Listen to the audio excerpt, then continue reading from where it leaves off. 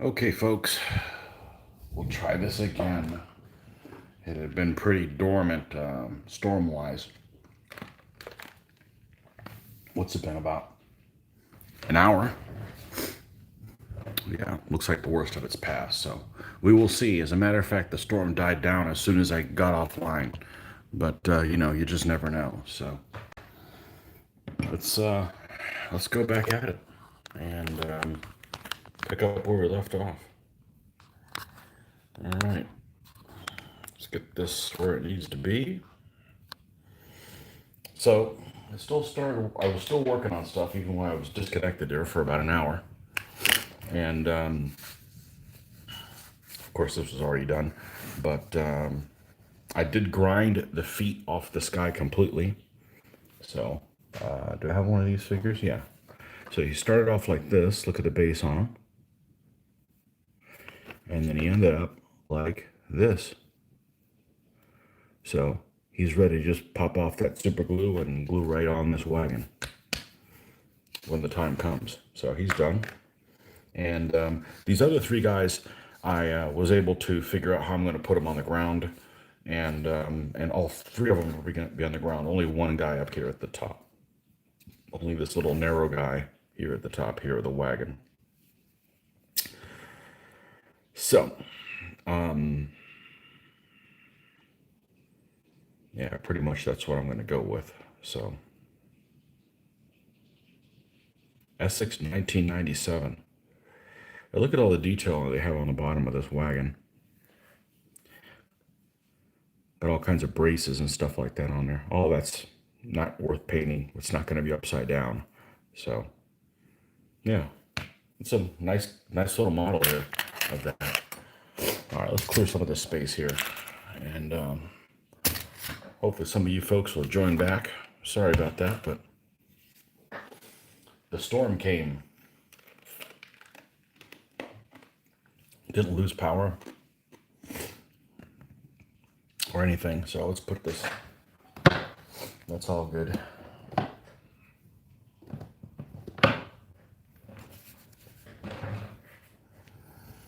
I probably should paint the wagon first. That way we kind of get in the spirit of things, but I'm not sure that's what I'm going to do.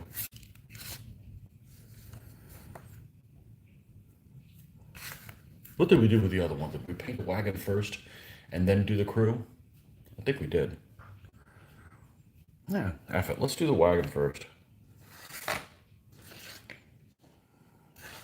Let's do the wagon first. So for the wagon, we need to have our old helping hands here.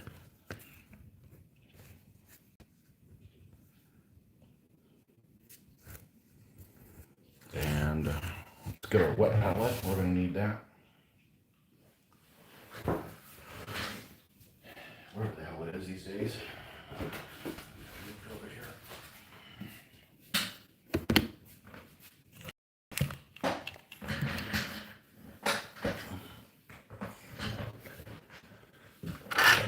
And the base brown we're going to use. I believe the last one we used was a monster brown. I could make it a yellow wagon, like they painted it yellow in the imperial colors, but I don't think I'm going to do that. My artillery piece is that way, and it's going to take some of its uniqueness out if two things in the army are in the same color. So we're just going to use this other brown. We're going to use leather brown, which isn't that much different. We'll use that. Okay.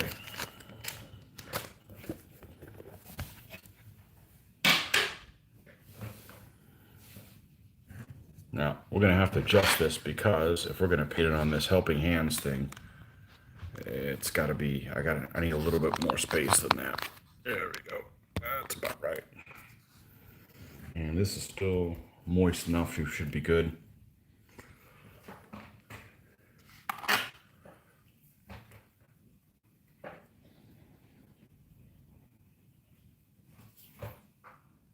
And Black. How's my black hanging out here? It still looks like it's still alive. Hadn't been touched in about a week.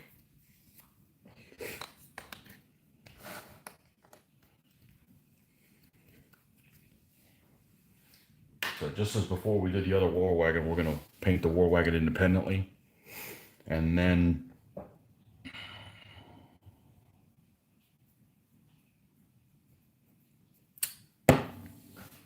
let's learn from what we did last time.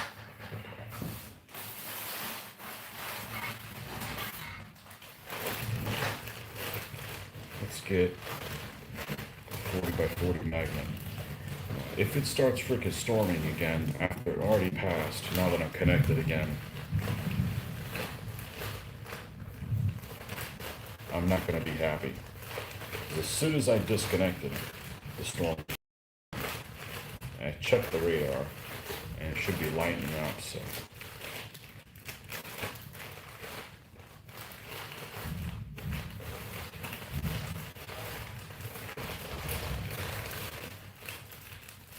Okay, here's the magnetic bottom of this.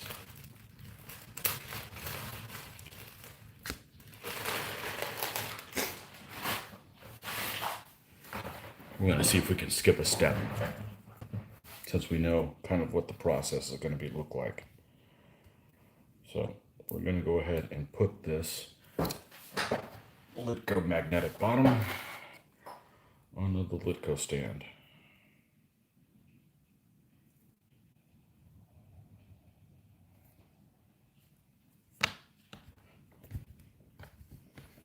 Never had a problem with one of these coming off yet. There, I'm covered.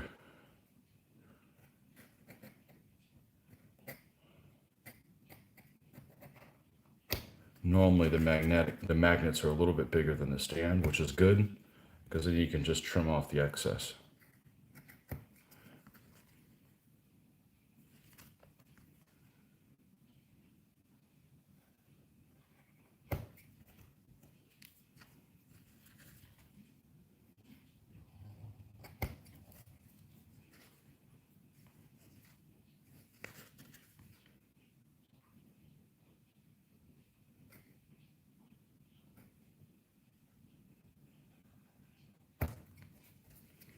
Okay. It's pretty good. It's pretty good. You don't want two stands next to each other and not be flush, because they touch at the magnet part, but not at the top part of the wood. So, all right. Now, we know this thing isn't going to change at all, right? We know where it's going to be. So let's take our pencil.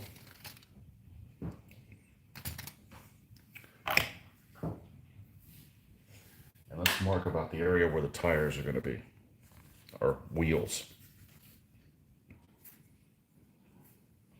And we don't need a lot of space towards the front. It can be like this, so you have more of the space towards the back. Make sure that we have enough base area to get the guys around the back here, like so. So we'll even move it a little bit further.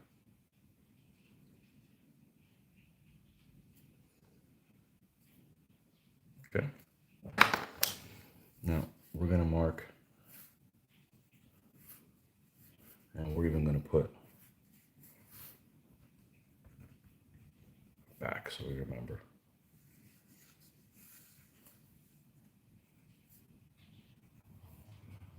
Okay, and then we're going to go like this.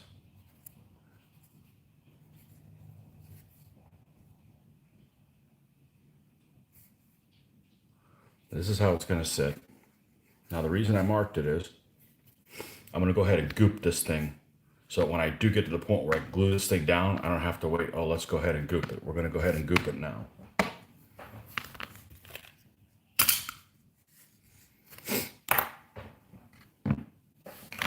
So the process is goop it, paint it all around like it wasn't there. Then by the time this is done, then you epoxy this thing down in the spot, and then you do tiny little gooping around the tires there, and then paint that little bit, and then you're good to go. Okay? So let's go ahead and grab good old resin sand. because this is going to take 6 hours to dry. Well, maybe not six, but because it's going to be kind of thin, but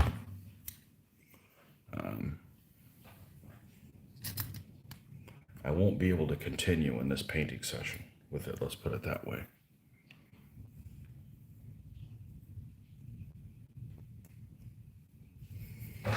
Five folks, welcome back. Sorry I had to leave. So if Irish whiskey is the drink for medieval Irish, what's the drink for medieval German? Stein with some German beer. Yeah, certainly not schnapps. Or what's that horrible stuff called? Jägermeister. Beer. Man, Germany's the land of beer. You know that.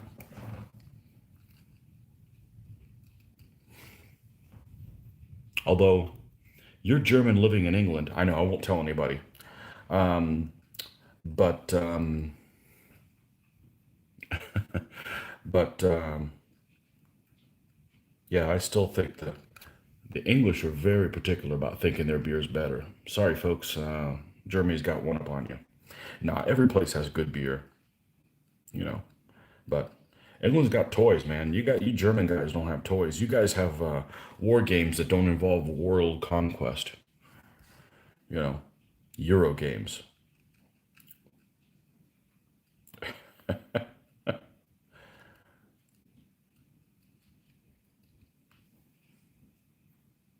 Every place has its specializations, right?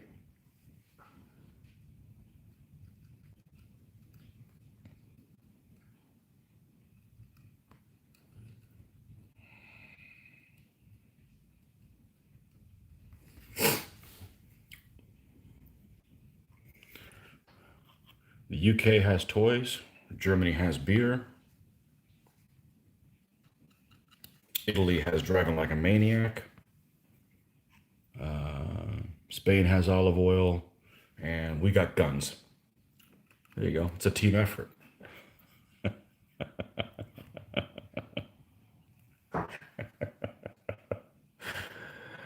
Oh man. I am literally terrified the one day I go to Italy with the driving there. I don't know. Maybe it's not as bad as I expect it to be, but man, I just imagine it's like how people drive in Miami, but unglued even more. Maybe I'm wrong. That's the perception that Italy has. So,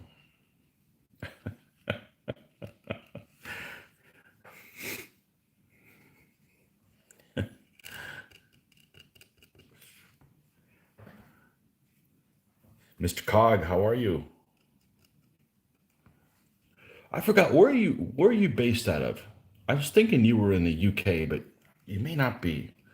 I mean, you don't need to give me your exact GPS coordinates, so you don't get drone. But what country are you in? I forget.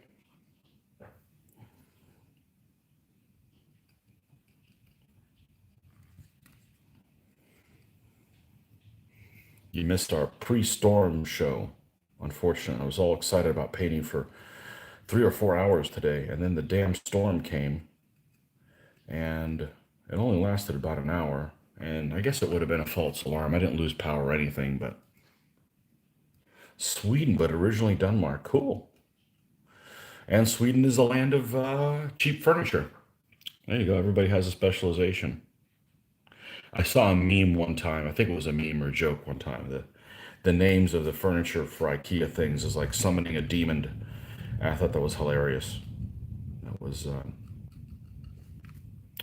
so. Speaking of IKEA, this table is IKEA. This table is awesome. I mean, I couldn't have found a better table. My display cabinet my figures are in is IKEA. I don't have a ton of stuff from them, but the stuff I do is very good. And if you think IKEA's furniture is not very good, well, then you should see what other kind of furniture we have that's not IKEA in this country, and maybe you would understand. But I've got no gripes with them.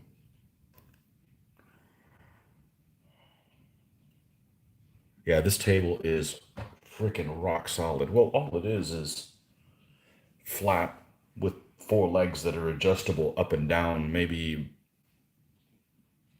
10-inch difference. I have it jacked up as high as it can go on purpose, so that I'm trying to sit down as unhunched over as I can, because that's good for my back. I don't have any back issues, but I'm very comfortable here at this table. I could do this literally all day long. Don't make me stay home from work and paint. So we're just going to avoid these little areas here. If I booger it up and get a little too close and the legs don't fit and the wheels don't fit on there, I can go in there and trim some of this out. This stuff cuts very easily, but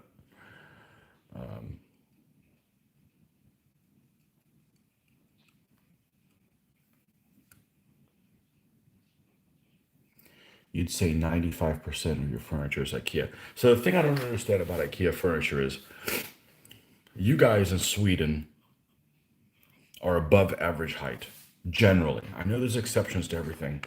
I think I read somewhere that the Dutch are the tallest people. Their average height is, like for males, is over 6 foot.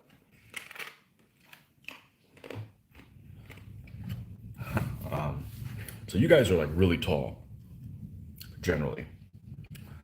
But like your furniture, like if you have like a couch or something like that, the distance between where you sit and the floor is very, very small. It's almost like, it seems like a foot. I know it's more than that. I'm like, why do they make furniture that's that low? I mean, are your ceilings that short? I don't know. That's the only thing I don't understand.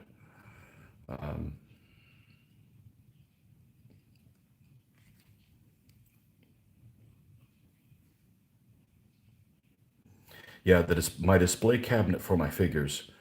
I got it as soon as it was discontinued. It was a brand of an item called. It's the only thing made by IKEA that's not the name of a Norse demon. It is Burtby, and it is brilliant. And they don't make it anymore, unfortunately, because I could use about two more. The problem with stuff for your figures is the things we do is very, very small. So you don't want something that has maybe 2 or 3 feet of airspace in between each level, because it's wasted on figures that are only, a couple inches tall. So this particular one, I believe, has 10 levels, but I'm out of space on it completely. So I don't know what I'm gonna have to. I don't know what I'm gonna do. I guess find a. Well, right now they're in hiding. I don't have all my things displayed, but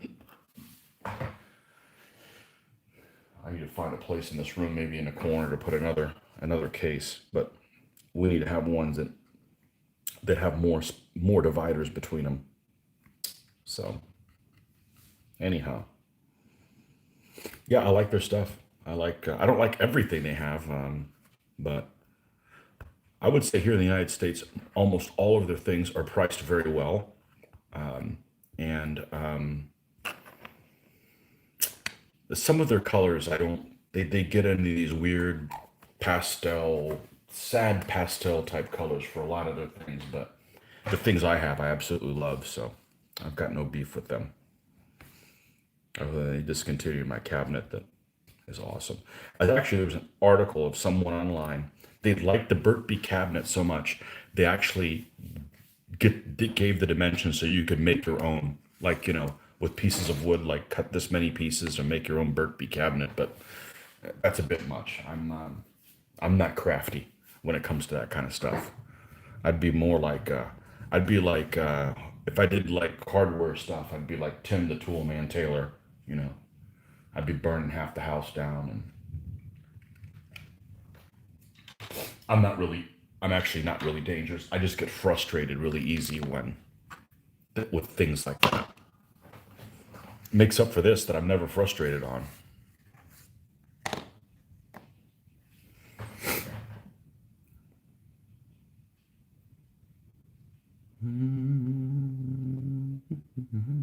Okay, so that's done. Now, while that dries, we could paint something wooden. It's not wooden.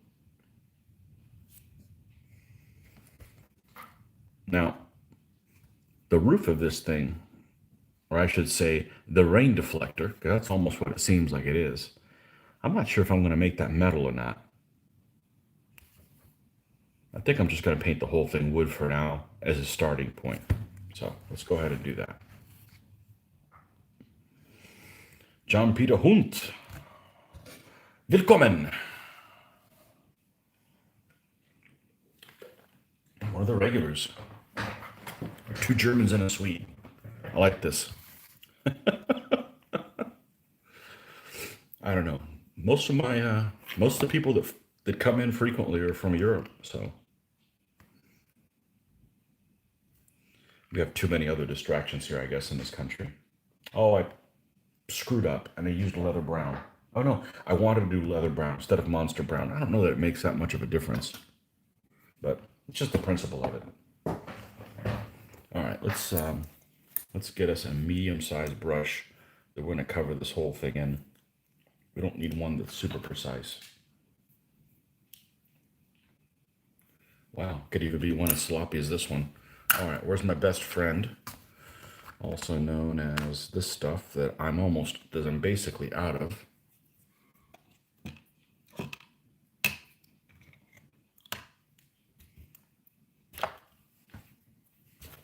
Let's rinse this and put new stuff in here. Look at that, clean completely. I forget which one of you guys gave me an idea to use this, but thank you, whoever it was. We can learn from each other. So I remember telling that person, whoever you are, if you're married, make sure you tell your wife that Tony said I had a good idea, you know? So you can't be, can't say, you never have any good ideas, pal. Hopefully you don't have a spouse that's like that.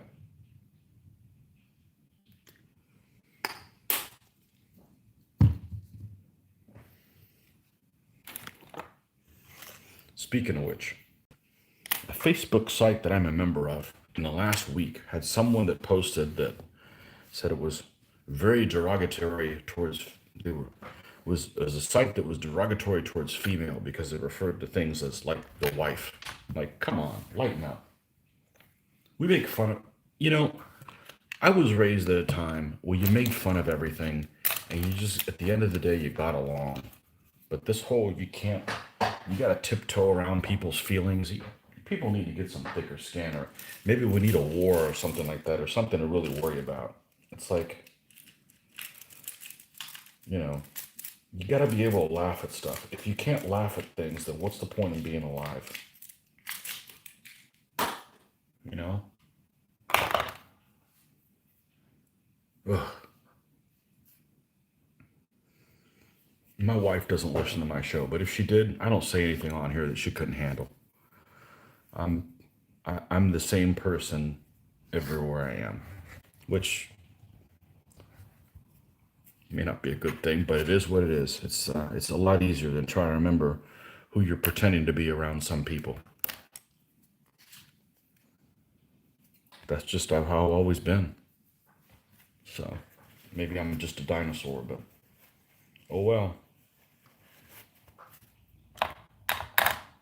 I'll enjoy being alive, and everybody else can worry about it when I'm a fossil.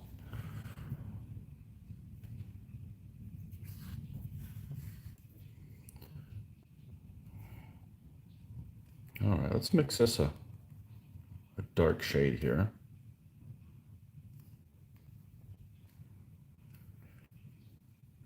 It's what I hate about the internet. The internet just,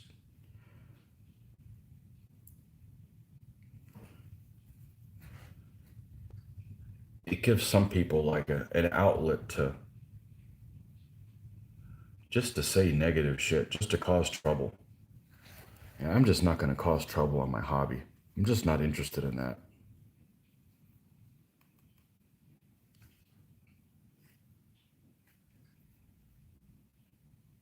I see who pissed off. You guys know what I'm all about. You can't be woke this early on a Sunday morning. I'm never woke. I don't like these new terms.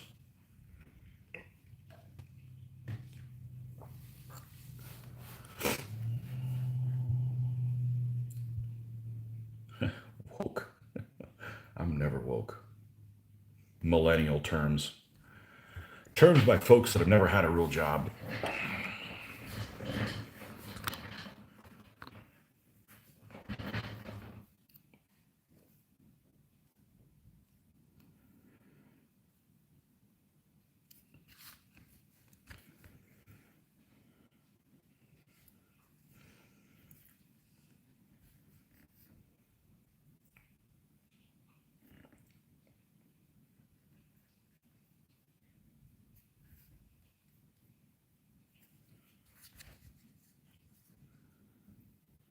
All right, let's see if I can maneuver around this thing. Like I've said before, man, all these time periods and these wars and stuff that we do, all these people were horrible people by today's terms, but you just got to freaking deal with it. I mean, that's always been the case, you know?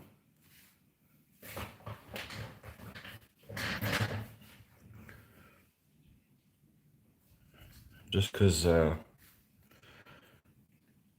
just because I'm painting Russian tanks doesn't mean, I wanted them to win the Second World War or even be on the winning side. Doesn't mean I like the other side either. It's just a game, folks.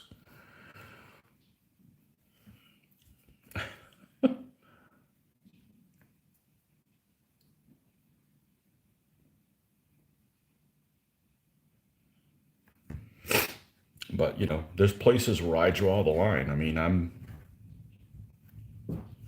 there's things that are in bad taste. It's not really bad taste, it's just things that send the wrong message. An example I will give you is I saw someone playing in a Flames of War game, and people dress up kind of like with their team, because Flames of War is I'm playing the so and so's and I'm playing the so and so's. And this guy, actually, it wasn't a guy. This person I saw had a shirt that had logo of some SS division because that's who they were playing in the game, and that's just in bad form. It sends the wrong message. It does not offend me because I know that the reason why they're wearing it, but it just sends the wrong message. You know,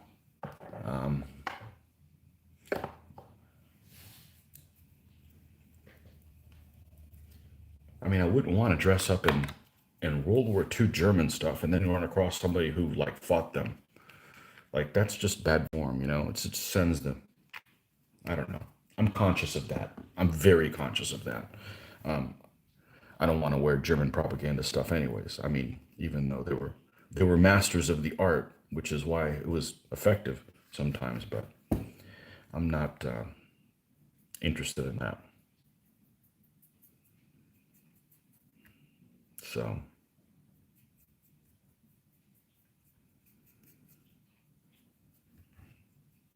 that's taking it too far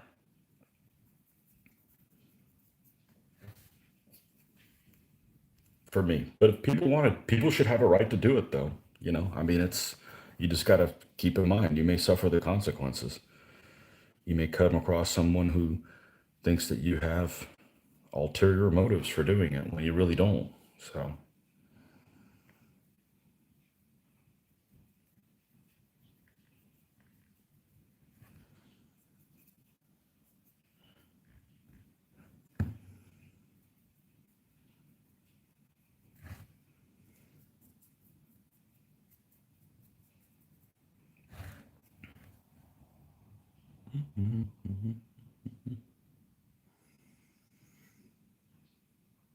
fortunately, we are spared a lot of this wokeness in Germany. I find that hard to believe. I would think that we'd be worse there.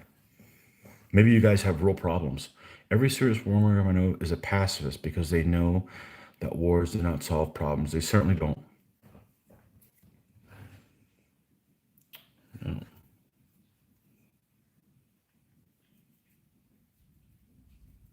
Well, pacifist to an extreme. If somebody comes in your house, you're not going to be like, let's hold hand. Somebody breaks in your house, you're not going to be like, hey, let's sing Kumbaya together. You know what I'm talking about. But yeah, there's no reason to march into Poland backwards. You know what I mean? So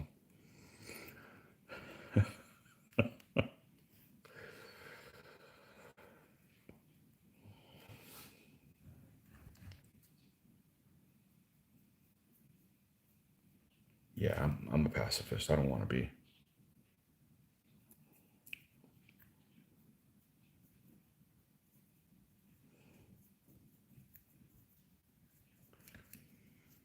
Promoting that kind of stuff didn't turn out too well.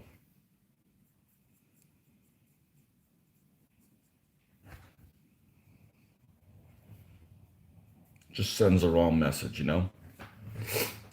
Just like anytime I see somebody with a Che Guevara shirt on, sends the wrong message to me, dude.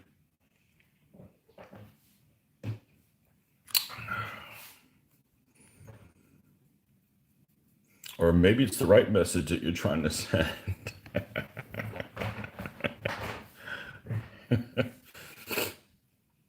I'm just kind of slopping paint on here because we just need to get this base color and everything.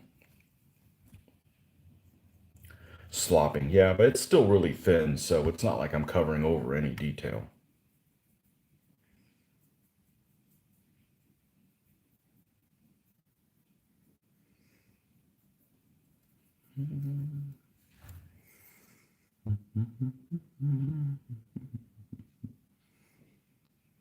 Most wokeness has to do with language, so it doesn't translate. It would not occur to us not to call Christmas Christmas. Well, everybody should be able to have their own holidays. I mean, if you don't celebrate Christmas, that's cool. You celebrate whatever you want to, and that's fine, as long as, it doesn't involve enslaving other people or, molesting children or something like that. You could celebrate whatever the hell you want. Or I tell you what, I tell you one thing that they have in Germany that I would not tolerate is that Krampus thing where you guys dress up like demons. No, that wouldn't work in the United States. We would kill every one of those sons of bitches. Not cool. That's some creepy stuff. That's some creepy stuff. I don't know. Maybe that's a far-flung thing that happens in one strange place in Germany and it's not widespread. So, there's strange things that happen in this country in only one place, so.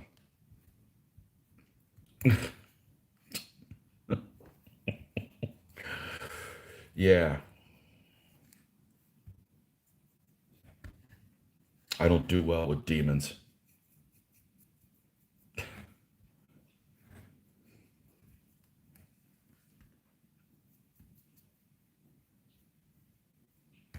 Krampusnacht or whatever it's called. No, that's some creepy shit.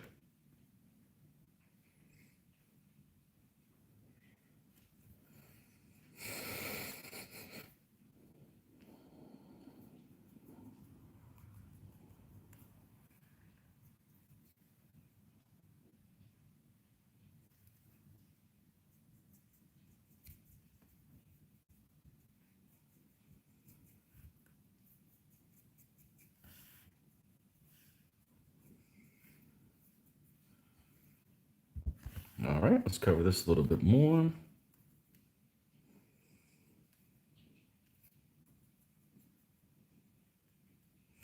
Demonic shit is particularly spooky to me because you can't kill them with fire.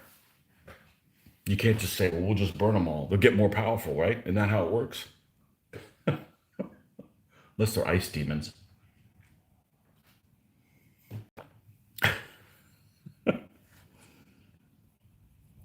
Video games, man. I'm not saving the world from Nazis and demons anymore. I've done it way too many times. They make great antagonists though, for a plot. Both of those. Other things.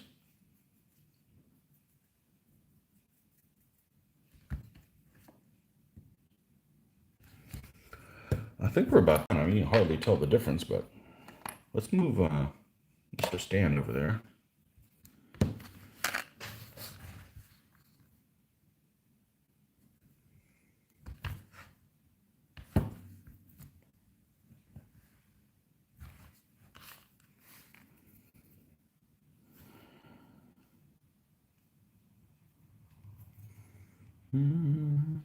Glad to see back folks are back. Sorry about the little storm delay.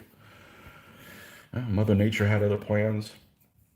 Luckily, it was a false alarm. We are in the lightning capital of the United States, unfortunately. But that makes up for the fact that we don't get any earthquakes. I wouldn't do well with my wargamings. I'm going to take this Monster Brown. I'm going to go hide it, okay? Because it's very similar to leather, and I don't want to. Ultimately, it probably wouldn't make a little different, much of a difference. I like the concept that I'm using a different brown that I am, and Mr. Cog, there you go, made in Denmark, just like Mr. Cog. I like the idea that I am using a different brown. It's psychological. I mean, you take this and, when you mix it with black, you can decide to start adding white at a different level, and it looks like a totally different brown. So there's tricks you can use to make one color look like many different ones if you have a limited amount of colors. So Krampus is not a thing around here, but I've heard about it. I think it's more Dutch. We have Necht Rubric, who is Santa's sidekick and used to give naughty children a lump of coal. But it's also out of fashion these days. Okay.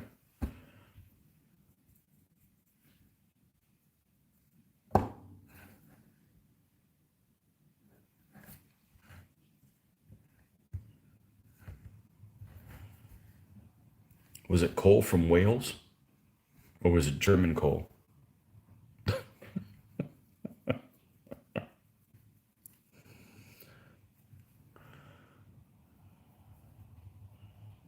All right. Or did it matter? All right. Let's wow, this booger's gonna take a while. There's lots of nooks and crannies on this thing. All right. Let's just kind of go over it. Let's lighten this up a little bit. Let's see what we get.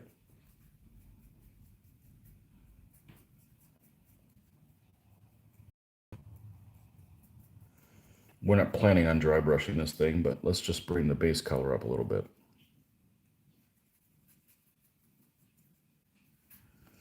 This process I do takes a while, but man, it's one of the most enjoyable things.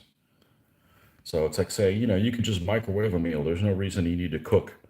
Well, I enjoy cooking, damn it.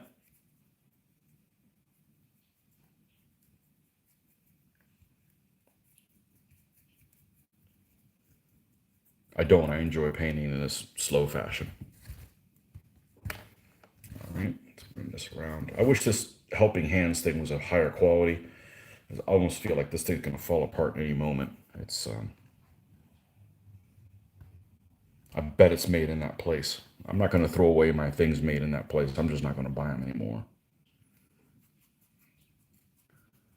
No point in being wasteful. But stuff like this is not like you can go to a store and have an option of like, well, I could buy the one that is cheaply made for $10 or buy one that's quality for $25. They don't even sell the quality one. You don't have an option.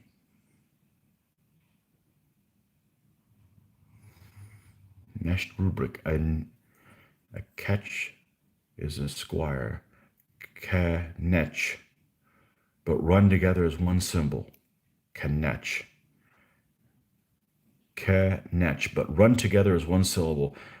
Knetched. Okay. Okay. Well, hey, I'm doing better than most people in this country. I care, at least I care or have an interest in trying to pronounce something correctly. And that goes a long ways, you know. Just because I don't speak French doesn't mean I don't want to try to pronounce it correctly, you know. It's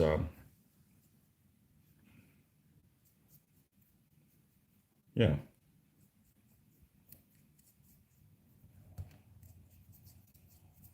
I'm not being willfully ignorant. Let's put it that way.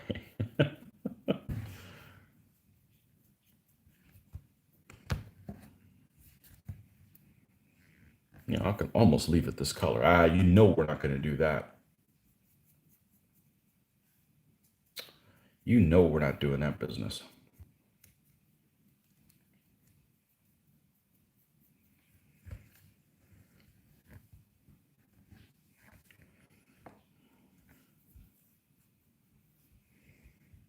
Run together is one syllable. Knetch. Knetch. Okay. Got it. I think. Yeah, I'll forget next time I say it. Just don't use it enough. Yeah, drop me in Deutschland. I'll have to speak my way out, and then,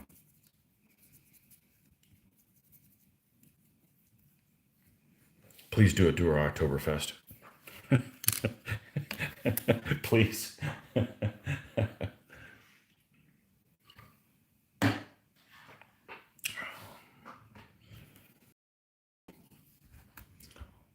My daughter's dying to go to Germany once she found out what the drinking age isn't.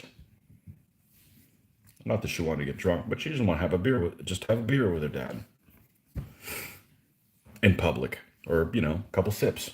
Nothing crazy. Emphasize the T at the end. Connect. Connect. Oh, so it's like connect. Connect 4.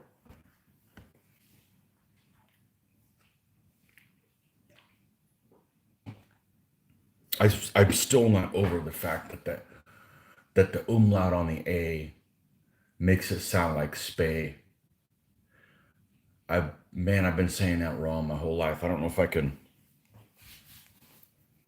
Wow. Oh well. Shit happens.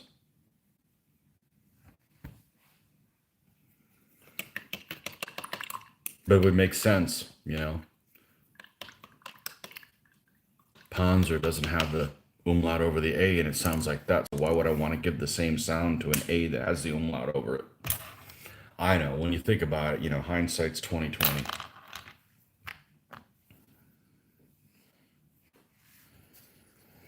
Somebody told me one time, "Do you speak German?" I said, "No, I speak Blitzkrieg German." "What's that?" I said, "It's wargaming German." That's all the war game words that.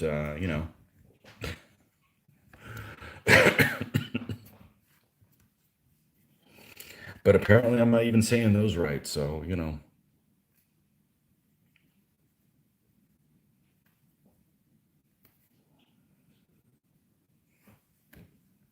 Blitzkrieg German. All right, let's start putting some colorations on here.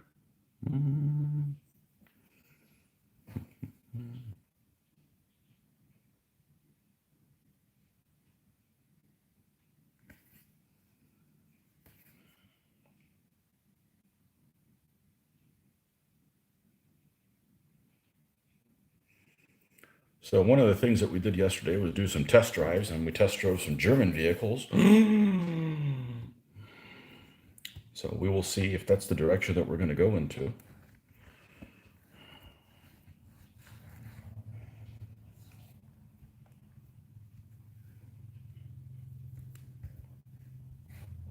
This 2021 is kind of weird. We've been loyal Toyota customers for the last 10 years, and this year's lineup is kind of lacking. So we're looking in other directions to go in. So we will see.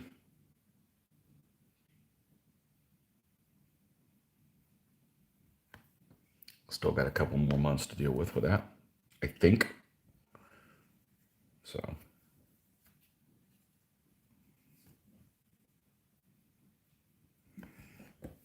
Problem with the German vehicles is you got that little button that's the automatic idle stop that you need to deactivate that every time you go, because my mom has a Volkswagen Tiguan, And every time I drive it, we go somewhere. I'm a big fan of if we go somewhere with her, and we take her car. I'm the one driving, so it has a button you have to deactivate so that when you stop at a stoplight, your car doesn't shut down and then start back up when the light turns green. It just scares the hell out of you, like like your car's broken or it's not going to start back up, or you're going to wear your starter out, and then the next thing you know, your starter only lasts a year or something like that. Just paranoia that I'm not used to dealing with. So, and the lights are in the wrong place. So, I believe, let's see, on all my Japanese cars I've ever had, the headlights, no, the windshield wiper. The windshield wiper is down to engage, up in the German cars. There's back gaswards. It's when you want to turn the windshield wipers on, you turn them off, kind of thing. It's, I guess it's just getting used to it, but it's back asswards from what I'm used to.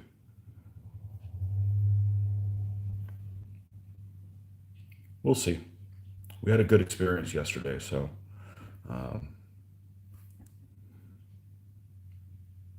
just doing some test driving for the short term right here. So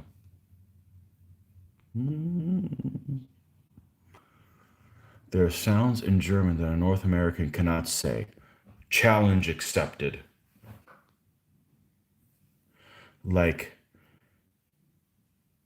Kuchen. Well, is it Kuchen? Which means chick. Then the A umlaut is pronounced slightly different in Sweden. It doesn't really exist as a letter in Danish. They have the AE letter instead. Man, you guys are all kissing cousins. Should get it all together. But then, Spanish and Portuguese isn't the same either, is it? So.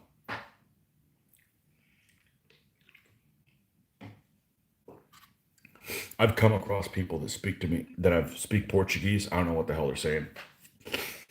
Write it down and I can read it. But it's so different from Spanish, the pronunciation, that I just get lost. I mean, I feel like Italian's even closer than Portuguese.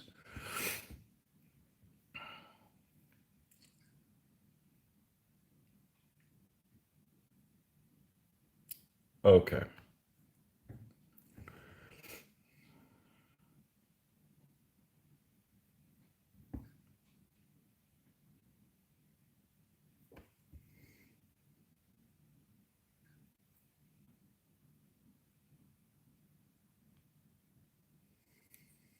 Kuchen. I spelled it wrong.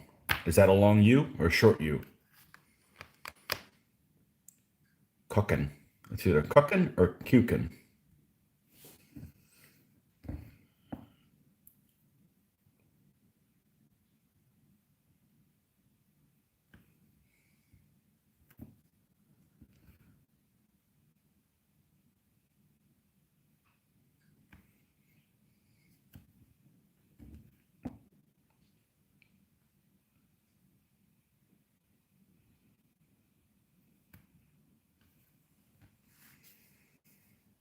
Okay. Well, this is going to be fun. I'm trying to figure out how to hold this thing. Let's see if I can do better than that. These aren't very useful for DBA stuff. They're very useful doing my cars in multiple parts. Well, I haven't done a car in over a year, but the Matchbox cars repaint. I call them Matchbox cars, even though they're almost always Hot Wheels. There's just well, they're owned by the same company now, but yeah.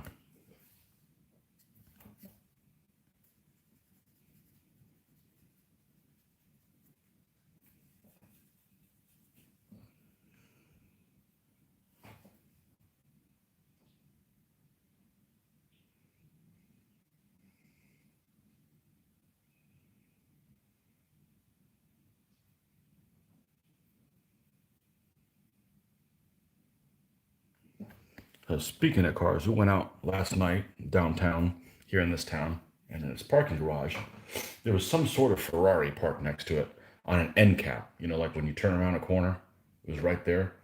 That's that spot that the wife does not like me to park at because she's afraid of somebody going around the corner too fast and hit our vehicle.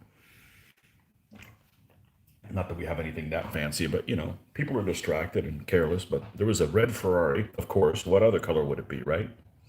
I don't remember what it was. It was parked next to a GTR, a Nissan GTR. And it's like,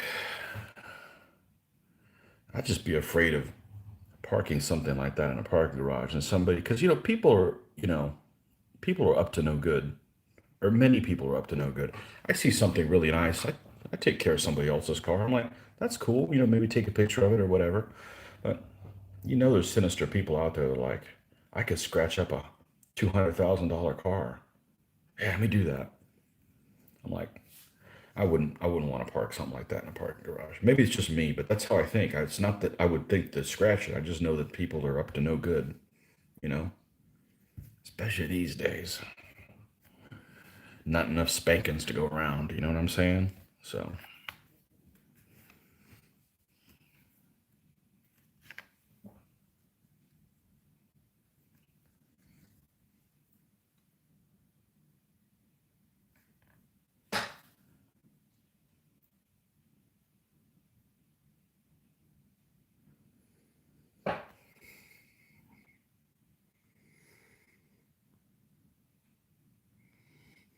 Google will sound it out for you.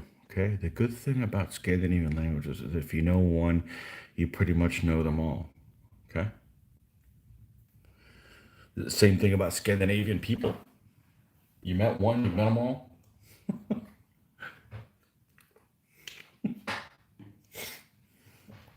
I'm kidding.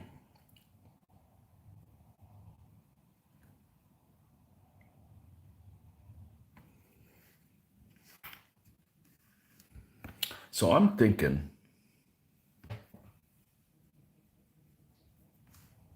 if I had to live somewhere else,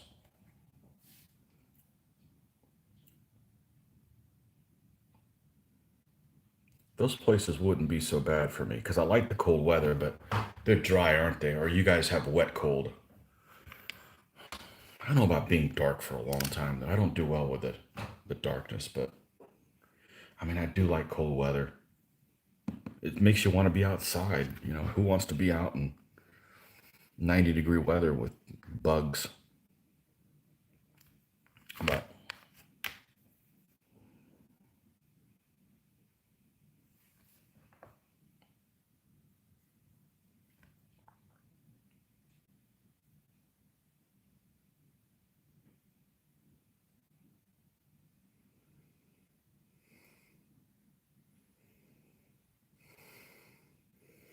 Norway, Norway would be cool.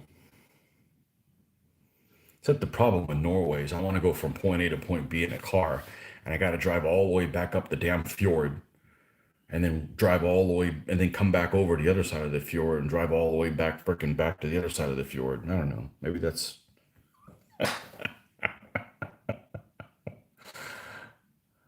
or fuel's so expensive you can't drive anywhere.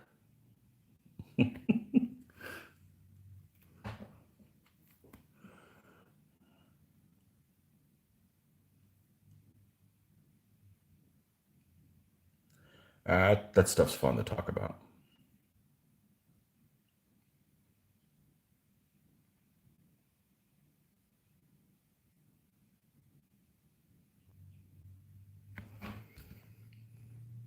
No, I'll give you a little. You guys can't see what the hell I'm doing, so let's zoom in a little bit. Yeah, it actually not doesn't look that bad on the camera because sometimes the camera doesn't. The photo is a lot better than the camera. This is kind of what we're working at. Kind of a little worn looking. No washing, nothing. You can just do some wet. I don't even know, wet layering. Maybe that's what I do. I don't know. It works really well. It's extremely relaxing. It's very forgiving. If you take it too far in a direction, it's easy to fix. You know, I'm happy with how it turns out, and I'm usually the hardest person to please. You know, that's what happens to artists. Everybody likes it except them. You know, Almost like they got something to prove. Well, they gotta like their what their creation is. So, and I'm using a brush that has a tip on it that's bent, and it doesn't really affect what I'm doing.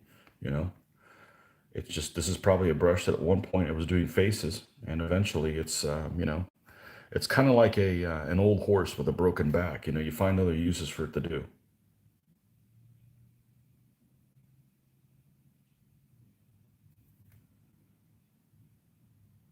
But this is one of these processes that if it takes a long time to paint, I don't care because I really enjoy this part of it right here.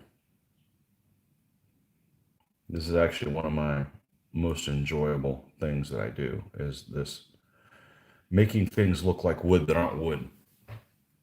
Well, I mean, what you're trying to simulate is, but it's, it's a piece of white metal. So,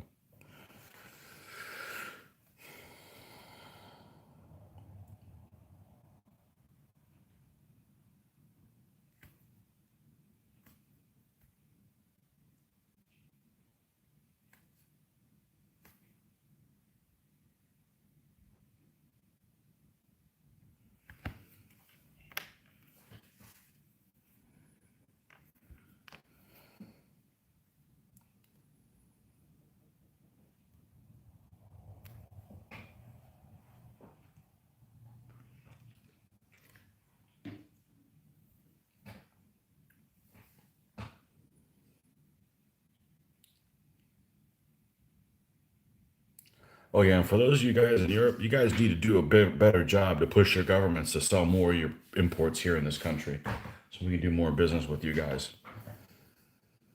I know because you guys have all that kind of pull. No, I actually get excited when I find something that's made in Europe, and I mean that in a good way. Like, like these paints, they're Danish, right? Yeah, cool. You know, you guys need to make things and import them into the U.S. more than Volvos and Volvos, BMWs, and Legos.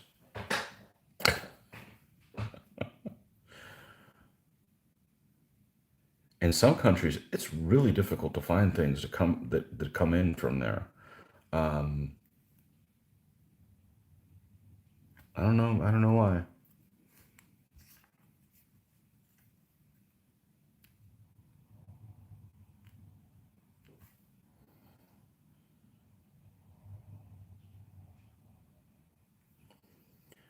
I like doing business with people that have a similar value system as my own. So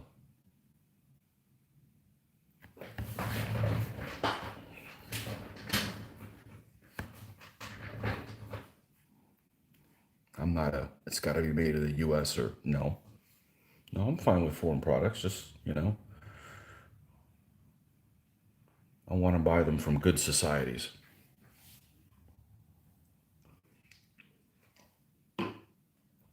It's not too much to ask.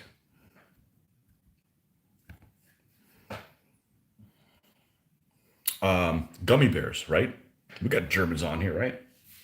Gummy bears. They make gummy bears. The Haribo things, or however you guys say them over there. They import them here, and historically they make them in small bags and big bags. I rarely buy them, but I do like them quite a bit. The big bags seem to be manufactured in Turkey and taste funny. The German ones are the good ones. So I don't know what's going on there. They're using a different releasing agent on the mold or something like that. But the Turkish ones, so we look at them, it's like, oh, it's made in Turkey. Forget it. Not buying those. Buy the German ones. I just didn't invent that. I mean, you put both of them in your mouth and one of them doesn't taste right. So,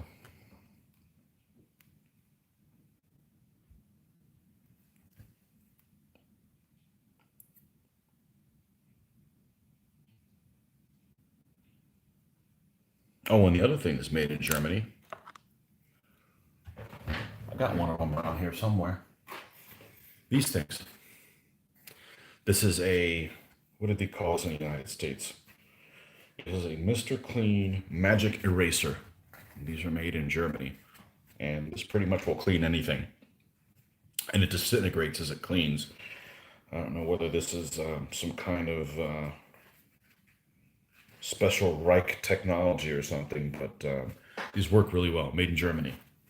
So it's unusual, but it's unusual to find things that are made in Europe, you know, here, unfortunately.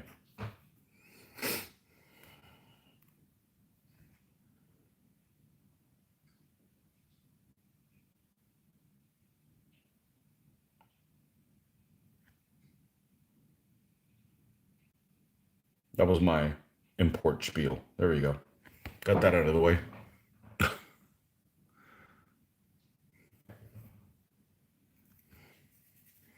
We actually had a local store. I don't remember where the owner was from. I want to say it was from Poland. I could be wrong. He had a little store, and the name of his store was creatively named Europe. Was the name of his store, and he had things there from Europe, but it was mostly food, candy bars, snacks, things like that, and they were from every part of Europe, and it didn't do well, probably because who's out buying candy? I mean, I never buy it, so but I think the owner was Polish. Could be wrong, but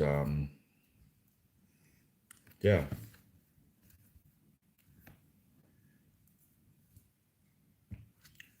Europe. He named it after the band, I'm guessing.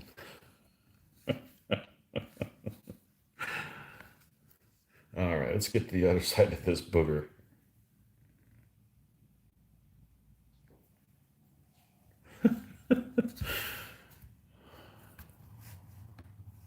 It's really tough to own a business. I don't know how people do it. I don't know how people do it. There's just way too many regulations everywhere for that I would be interested in running a business. There's too many ways they can get you, and that's if you're trying to do it honestly, they're just you can't. I don't know. I don't know how people do it, and especially with what's happened in the last couple of years, the last year. You know, oh, you can't open. What do you mean you can't open? How am I going to pay my taxes if I can't have my business?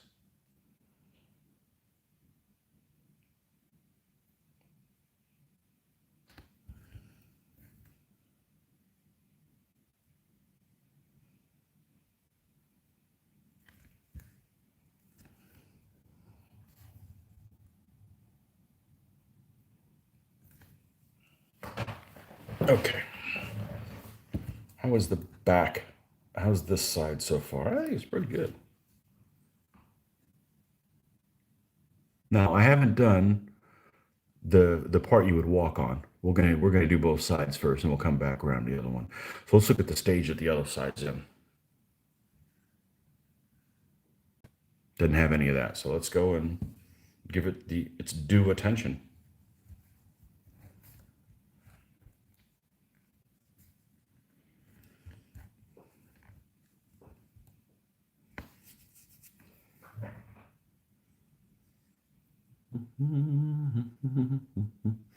In Turkey, there would be halal, so no pork content. The gelatin in the normal German ones would come from pork. Yeah,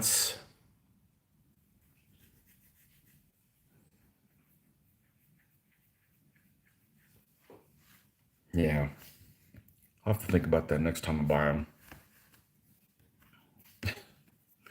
I love pork things, but sometimes things are just gross. Oh, I need a refill on the coffee. I will-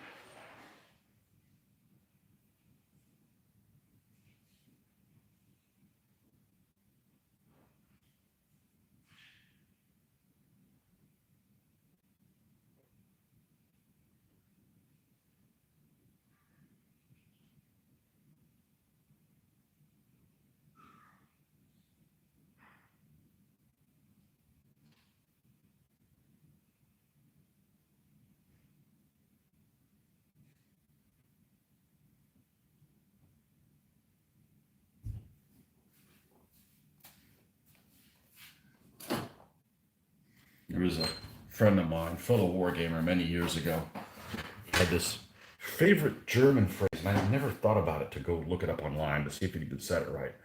But he claims, I want to say he claimed it was from Guderian. And I know I'm going to say this saying wrong, and I'm just going by what he said, so it's probably like double wrong. But I believe it was something along. And last time I heard this was every bit of 30 years ago.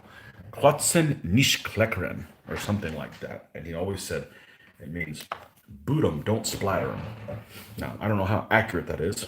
And, not that I want to go around quoting Guderian, but I'll remember that after 30 years. I guess he said it a few times, and I'm sure it's probably pronounced wrong, and it probably has the wrong meaning. But there was the reason I came across is I'm reading this book, or have it read to me, called Normandy 44.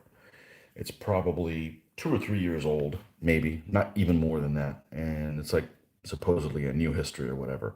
And they made some reference to Guderian's saying of, don't hit them lightly, hit them all at once, which is, duh. I mean, that's how if you're gonna, I've said that before playing DBA, you hit them with everybody or you hit them with nobody. But yeah, it was read to me, so I don't know how it was spelled or whatever, but it seemed like a similar saying. I think that's probably the same saying he's trying to get at, but I'm sure he probably said it all wrong or what have you. But I still remember that. It's been 30 years. It's been probably close to 30 years. It was a long time ago when I heard that. So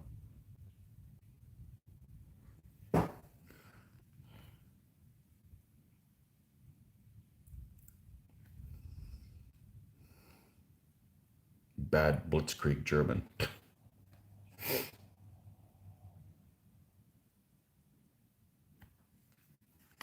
All right, let's put some of this woodwork in the other side.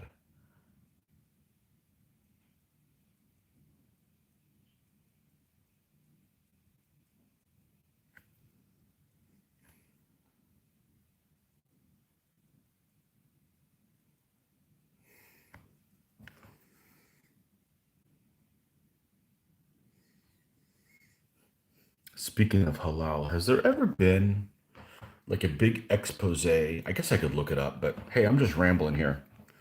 Um, has there ever been like a big expose where some factory or some manufacturer is supposed to make like kosher food and it wasn't really kosher, or halal and it wasn't really halal, or um, organic, and it came from the same place that the other stuff was? You're just paying extra for this item that is manufactured just like everything else. I'm sure it's happened before. It had to have happened before. There's people that run a businesses. There's some people that run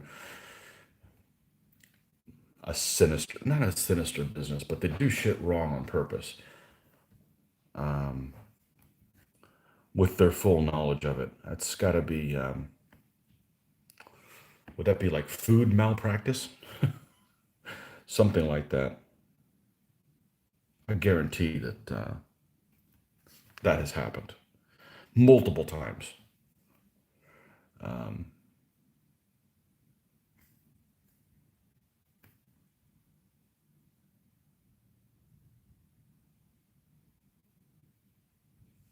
there's some people out there that get in business and they just try to cut corners, and then there's some people that just, legitimate want to try to do it to the best of their ability. And, stuff happens with that many regulations. How are you supposed to keep track of them all?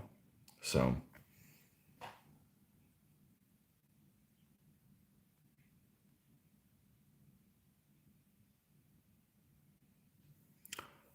bulging, not spilling.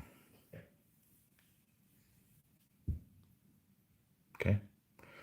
Is that in reference to my saying? I don't have to look that one up. I had a friend of mine, that was his favorite saying. Klockten nicht kleckern. That's what he claimed the saying was. Let's put it that way.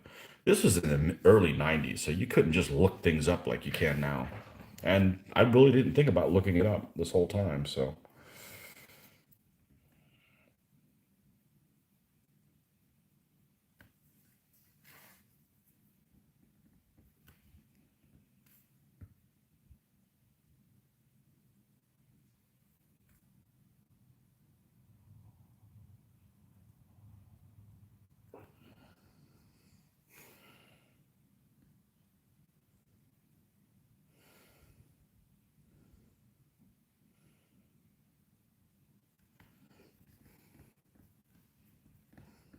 And welcome, Ian,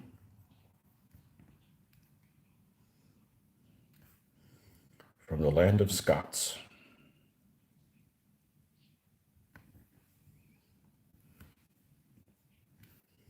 I, I think I've pulled all the figures out for that pre-feudal Scots army.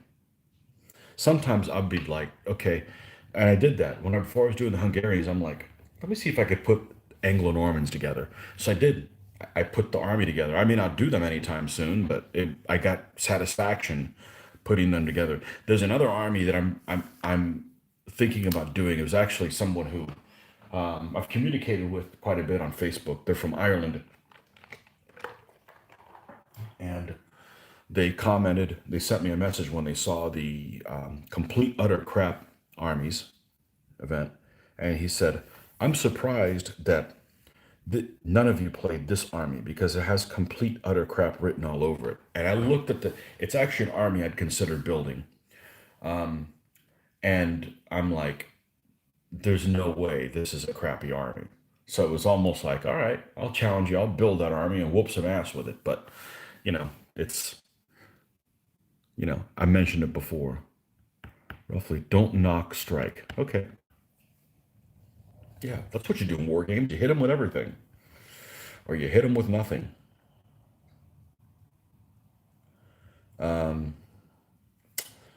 But yeah, I've got the figures to do that army because I have a lot of appropriate figures that I bought for one of my armies that I never used them. And they would be an unusual army that I know of one person that's built the army before, but I don't know if I've seen pictures of them. But I may do that. It's almost like, oh, you don't think they're any good, huh? All right, well, let's build them and see what we can do.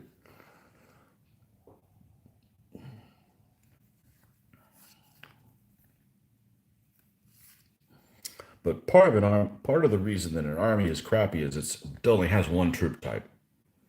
So you only have one tool in your shed to fight something with. So if you end up having something, if you don't have the right tool, you're kind of screwed. You don't have combined arms or different ways to skin a cat, you know.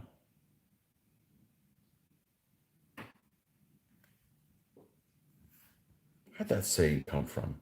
Different ways to skin a cat. Would like somebody in the Asian market come up with that? Just seems like a very strange saying now that I think about it. Some things you don't think that they sound weird until you put your head together and go like, man, it really does sound weird. How would they have come up with that? Many ways to skin a cat.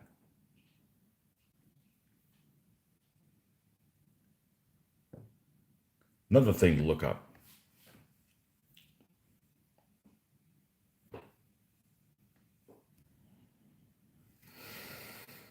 All right. I think we need to lighten up a little bit more, but it's getting there. Focus, damn it, focus. There you go. It's funny. I try to do a good job of putting this together, but you can still see light through these things. Because the way I read about this, what this is not even a war wagon. It's really a mantlet, and you have these devices that allow you to shoot through, but they can slide like almost like a sliding glass doors. So here they are closed in on this side, and when they're open, they look like this. Because they can slide back and forth or what have you. And, so I figured, well, you have it closed on one side, so the guys shoot out of that, and then here it's open on the other one, so they can fit in there to shoot out of that. Because there's no space for somebody to fit in between them and be like encased in that, like for shooting from both sides. It's almost like, okay, oh, they're coming from that side. Okay, close this side and open the other one, kind of thing. So that's why I built them. But when I put these two pieces together, I tried to put them even, but sometimes things don't work exactly right. But that's fine. It's not like these things were precision made in IKEA. They're made by some, inbred carpenter or something like that, and from Baden-Baden, and he wanted to, and they don't sit just right, but you know.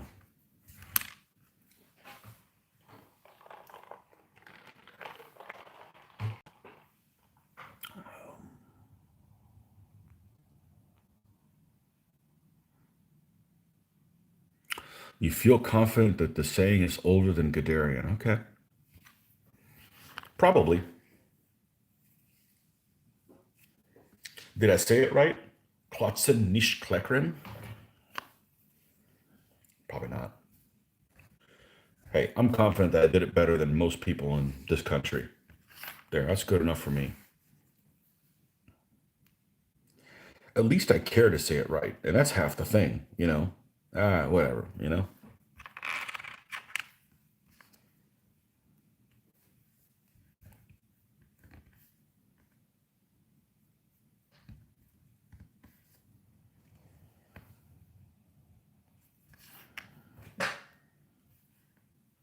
All right.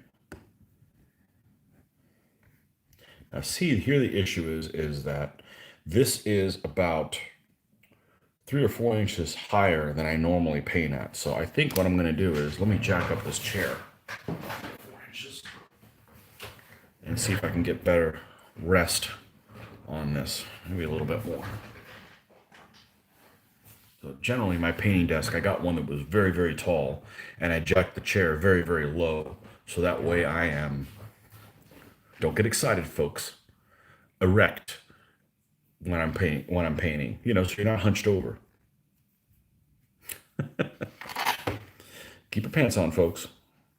Now, you don't want to be hunched over, and then you end up, you know, hurting. Or not hurting, I don't have any back issues. Certainly by gamer standards, I'm very healthy. But, you know, if you go to your doctor, you know, we're all overweight, right?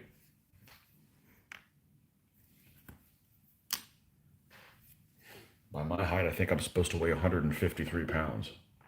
I would have to have a terminal illness and not doing well to fight it to weigh 153 pounds.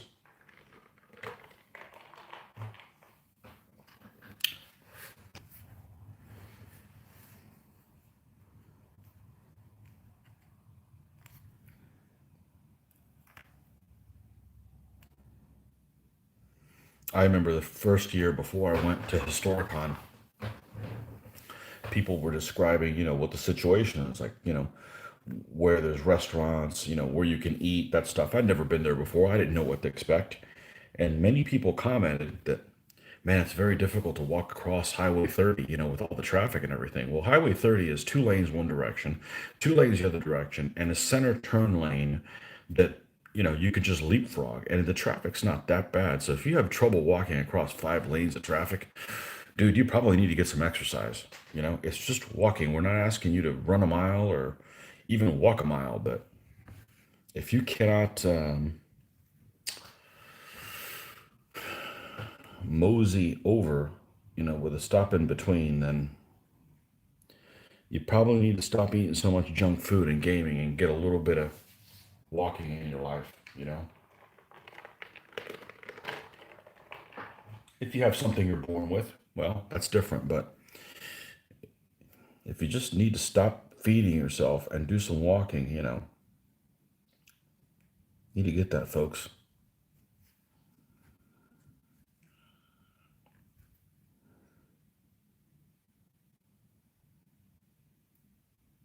Go do some walking. Listen to a book while you're walking, or, you know.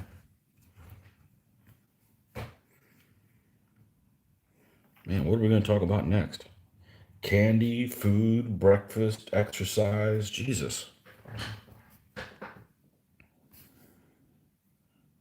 You know what's coming. I'm trying to do my 20 minutes exercise minimum every day, you know, just to kind of keep my metabolism in check.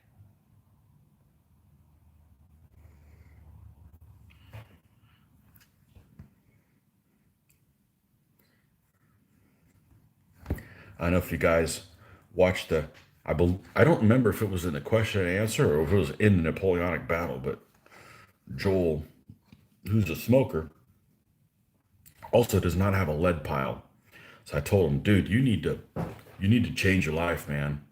You know, being an avid smoker with no lead pile, you could be a goner in no time, because that's what the legend is if you don't have a pile of lead to paint, you could die, or you die when you're done with your lead of paint, your mountain of paint.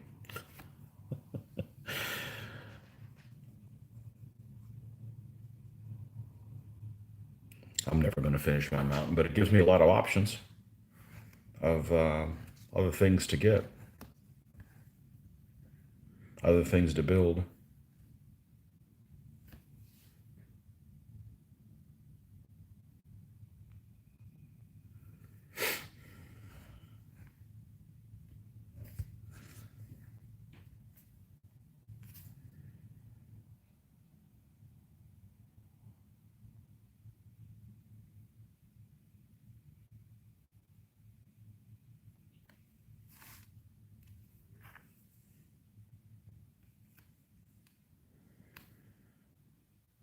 Yep, I can safely say we survived the storms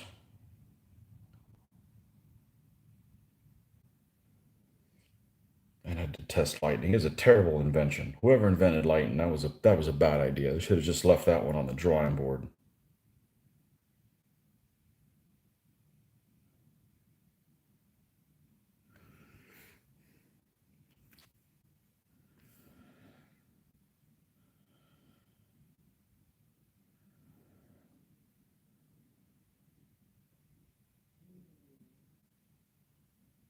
Everybody's scared of different stuff. Speaking of scared, so I mentioned this yesterday. I've been getting back into watching a little bit of TV, which I don't like doing. That show on Netflix called Black Mirror. Man, what a thought-provoking show. And I watched an episode last night that I was literally sitting on the edge of my seat expecting something horrible to happen. And it kind of never did, but I was almost terrified expecting to see what was going to happen. But I don't like horror. I don't like horror movies, man. They're too stressful. And it wasn't really a horror one, but it had aspects where it could have gone sideways. But I'm enjoying that series. It's thought provoking, which is the whole reason I do not like television. Is I find television not very thought provoking. Gaming is very thought provoking. You're thinking about stuff all the time. So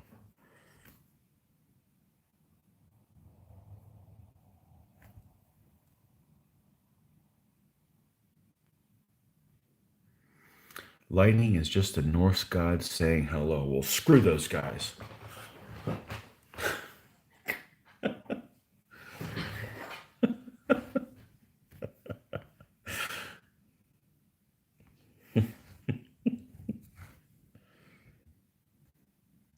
I got something for you, Odin.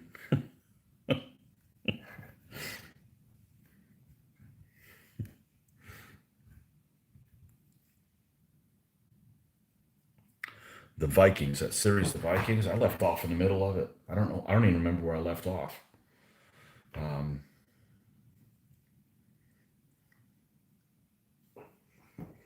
I'm not sure I like the series though. I didn't like the main guy that they cast, and some episodes just really dragged on. But those things aren't catered to me. Let's do something. Let's hopefully I don't end up paying for this. Yeah, let's rotate this back and then get this. There we go. Yeah, I saw the episode where they attacked Paris or something like that with those huge stones. And then like maybe one or two episodes after that, and then I stopped. So I'm what, season three, season four, or something like that. My favorite thing from that, I believe it was that series, was this had been like the beginning of the show. There was this one scene where they were going to go raid England, and the English forces deployed half their army on this side and half their army over this, and the Vikings said, "Screw that," and they went one way, and the king was like, "That's no fair. They didn't split their forces too," or something along those lines. And I'm like, that was one of those things. I think I saw it alone, and I cackled out loud. I don't remember where I was. I was inside my car or somewhere. And I'm like, you are a terrible war game commander. You'd be a terrible DBA player. You did shit like that. Never dilute your spear point. Almost never. There's a time and place for everything, but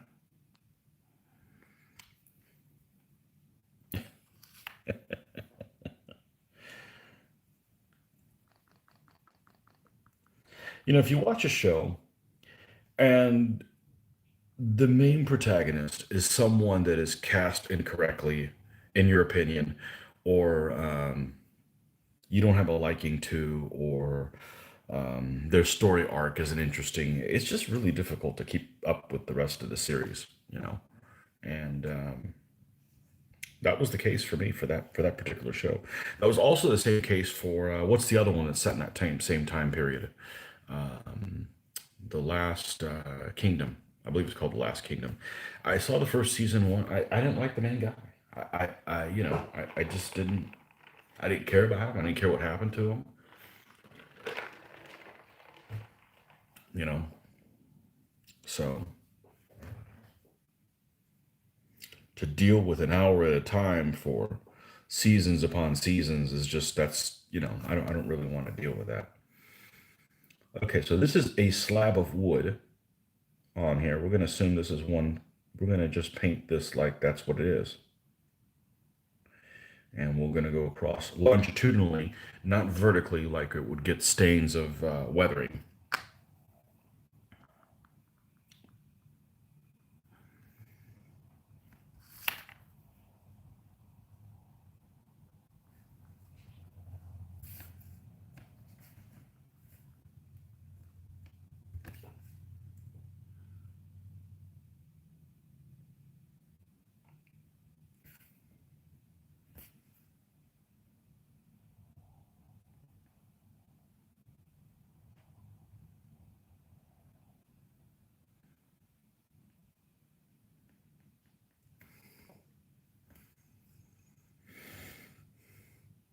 Because if it was in the other direction, it'd be more like little slats, not one piece. You wouldn't have a piece of wood that was really long, but then it would be going this direction, the grain. Hey, that's my justification for doing what I'm doing.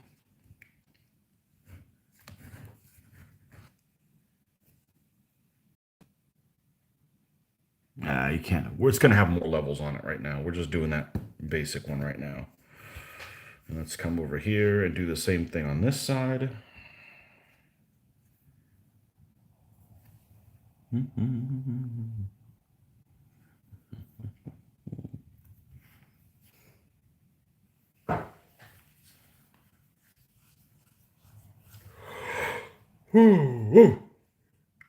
time is it? 8 o'clock? Okay. 8 a.m. It's almost time for second breakfast.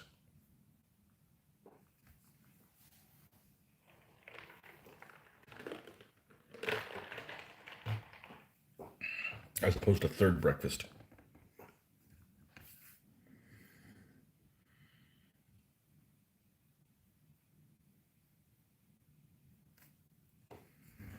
No, I'm not going to have a second breakfast today.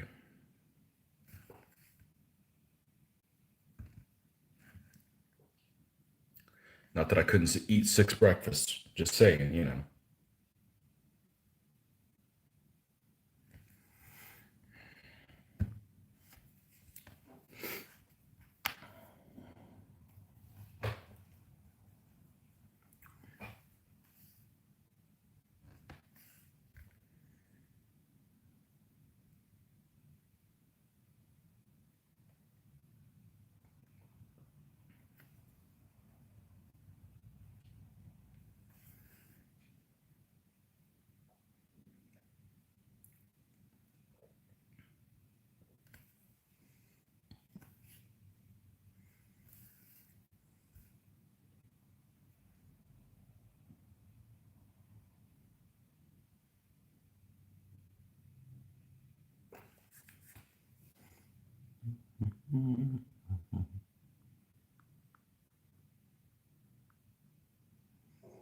As in France, with an army on each side of the Seine. Stupid idea, but the king did have a problem in defending both sides.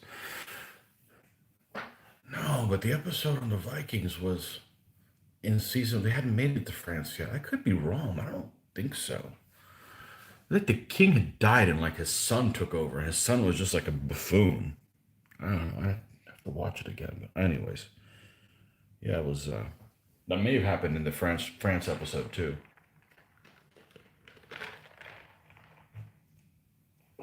I don't know. I could be wrong.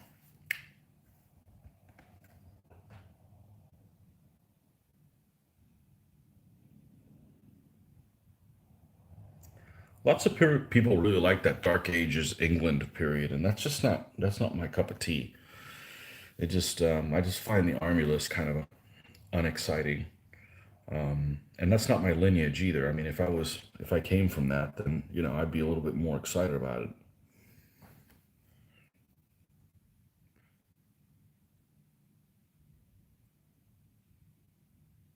Well, I don't think that's my lineage. Who knows, right?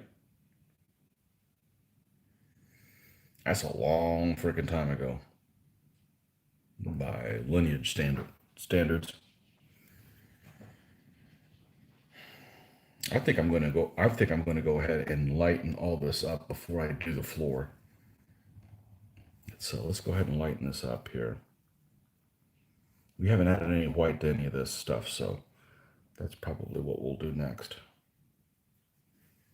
Let's make sure this comes all the way up to using this brown.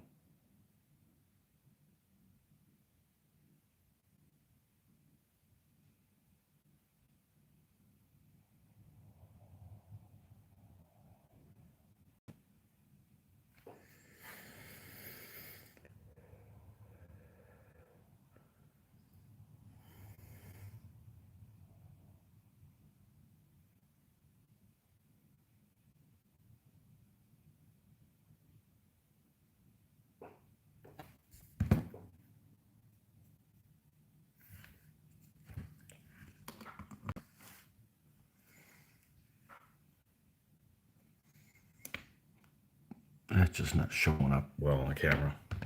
It looks better than that.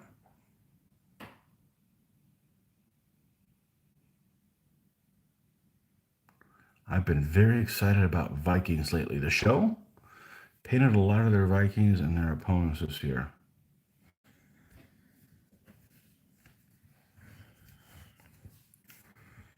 I don't remember where I left off. I know Mitch used to watch it a lot. We watched it together. He'd watch it before I did. I got I, I think it was on the History Channel where it came on here. He'd watch it live, and I'd watch it the next year when it was available. Had to paint my Vikings after watching it. So, the thing is that who do the Vikings fight that stand a chance? I mean, in DBA, I guess the Saxons could do okay because they got spear and stuff too. But if you got mounted troops, but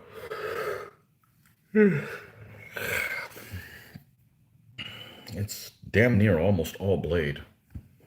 So it's not an army that sucks, but it's an army that's just not very exciting because it's a lot of the same thing.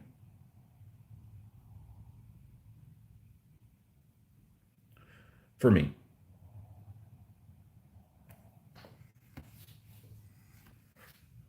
And I'm pretty sure I'm not Viking.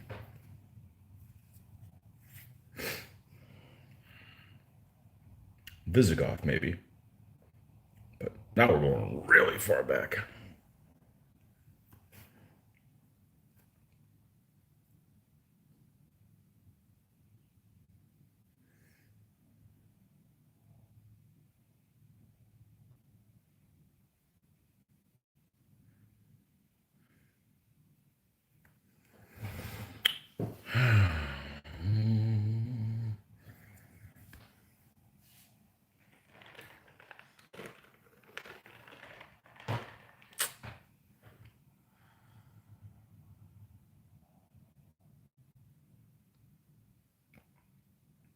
No, not the show, just Vikings in general. Don't watch any TV series or movies. You know, you're not missing anything. You're not missing a whole lot. It's better not watching any than watching too much. So, if you've been able to get away from it, then, you know, no big deal. And this paint just got boogered up here. Let's just put some more black on there. And, all right, where's the white at?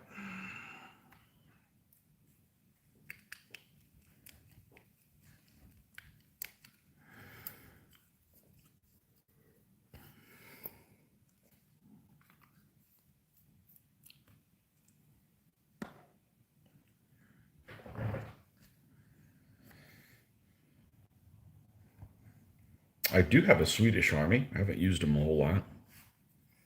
My Swedish Lidang, they're towards the late period of that period. So, are they on videos? Yeah, they're in a couple. They're in a couple. They're in a couple of videos. I like them. They've done pretty well.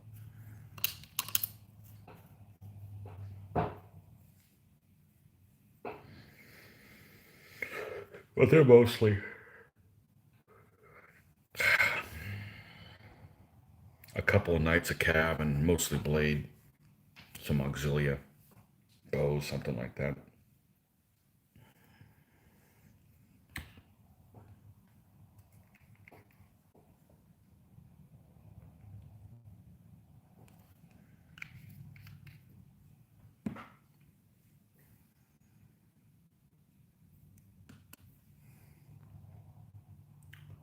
You might have some Visigoth. I bet I do. I mean, I had to get the green eyes from somewhere. So,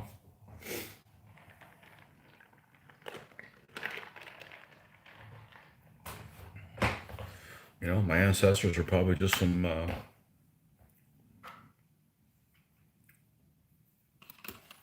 And my grandmother was. My grandmother was blonde hair, blue eyed. So, my dad's mom. Yep. Yeah, my ancestors just a bunch of barbarians that got tired of having their nut sacks frozen over and took a liking to olives and just stayed in Spain, I guess. I don't know. I could think of worse backstories.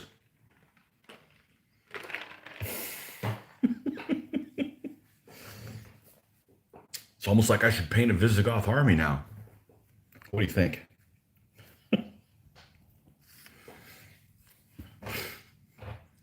Knight General, another knight, two cav, four spear warband, and three Saloy. Not that I've looked into them any time recently, but I don't have figures I like for them, so that involves buying figures. So that's kind of a deal break. And I'd have to give them a theme for their shields because I'm not one to just throw generic shields and here's your generic army. No, I'm gonna pick something specific for that. But they'd fight my Ostrogoths that I already have, so you know that's cool. No shooters as much. I like shooting a lot, so I'm always trying to find reasons not to paint them.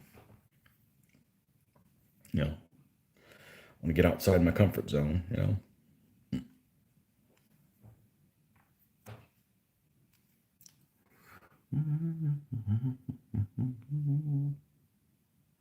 The Viking period is the most historically exciting, interesting period we have up here, basically.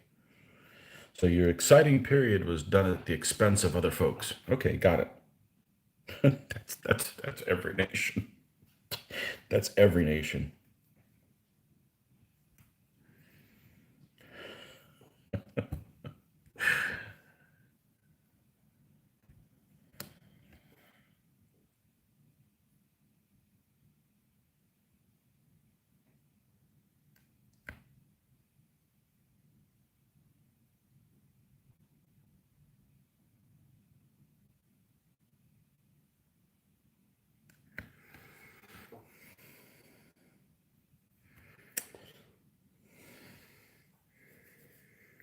Yeah, and my other grandmother, what does she have? Does she have green eyes or blue eyes?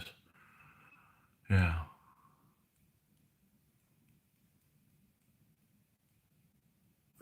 Yeah.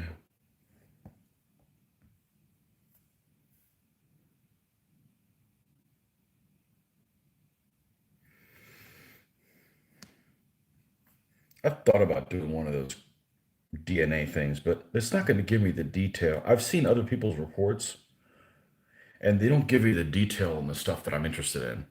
Like, I don't care what diseases I'm susceptible to. I think I've kind of figured that out already, but I kind of want to know,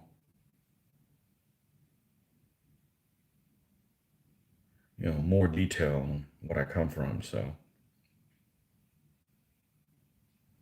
but then again, maybe you come from somewhere you're not happy with. So, is it better maybe not knowing?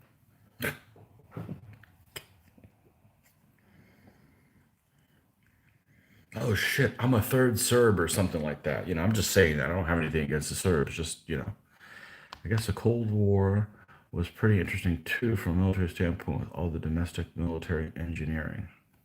You had the Swedish S tanks, man. Those things were cool. I don't know if they were worth a damn, but at least they good, look cool. And you guys have good.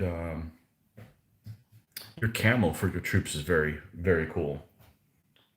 Yeah.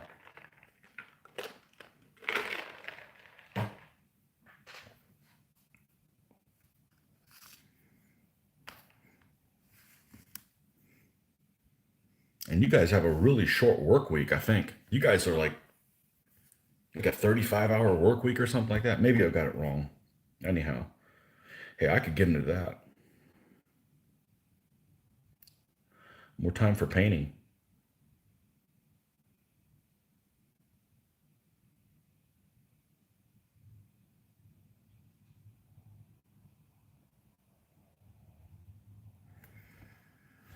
I'm afraid my limited exposure to Sweden involves IKEA and the the girl with the dragon tattoo. That's it. That's all I know about Sweden. It's just on those two things. And Volvo. Not that I've had a Volvo. And Saab. Whatever happened to Saab? They had some cool looking cars. I don't know if they were worth a damn, but I remember in the 80s they had some cool looking coupes. That's it. That's all I know about Sweden. All in those things. And no, I didn't listen to ABBA. So can't add that one in there. It's like somebody commented the other day. I forget who it was that said about uh, cowboys. Made a comment that they know Americans are about cowboys. And do I have a cowboy hat or boots? I'm like, no, no, that's just popular culture. I've ridden a horse on a handful of times, but never shooting people from horseback. But there's still hope.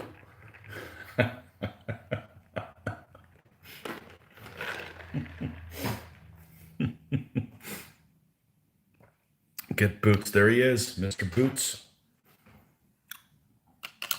I like boots, but just not cowboy boots. I don't need those boots where you can. I had a truck driver who was he'd always wear what we always wear. He'd wear some kind of a. He looked like he was right out of a movie, and he looked like a cross between a Hell's Angel and Santa Claus. He was a pussycat, but he looked fearsome, and he would show up with a duster sometimes. And he'd always wear boots that had the pointy toed boots, and he told me one time, he's like, "Well, you know what those boots are for?" And I said, "No." He's like, "That's so you can step on roaches when they're in the corner of the room." I'll never forget that.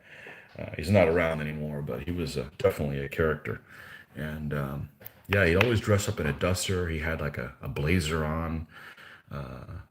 Yeah, interesting guy, but he lived a life. You have to earn a Western hat.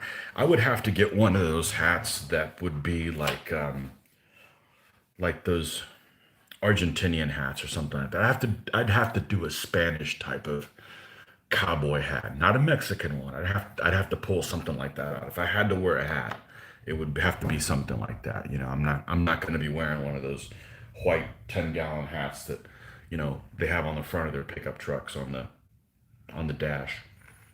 If you have one of those, that's okay. It's just not me. It's just not my type of thing.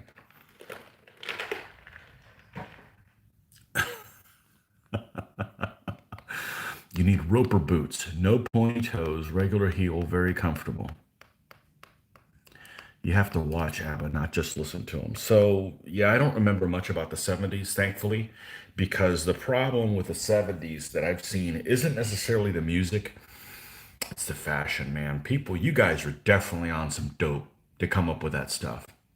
You get guys are definitely doped up for that crap. You've earned my hats, yeah.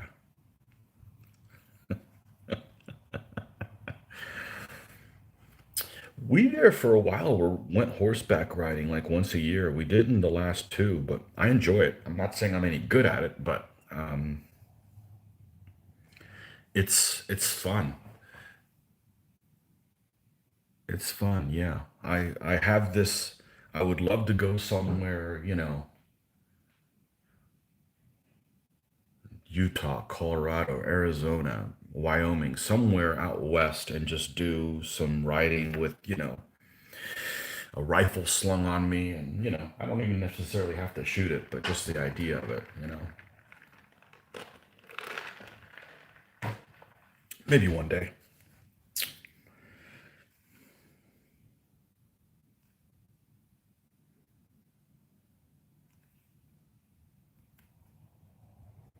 But not no dude ranch. I'm not working for that. I'm not paying to work. Oh man. My vacation time is so darn limited that you gotta make the best use of it, but that's not my idea of a good time. Nor is camping.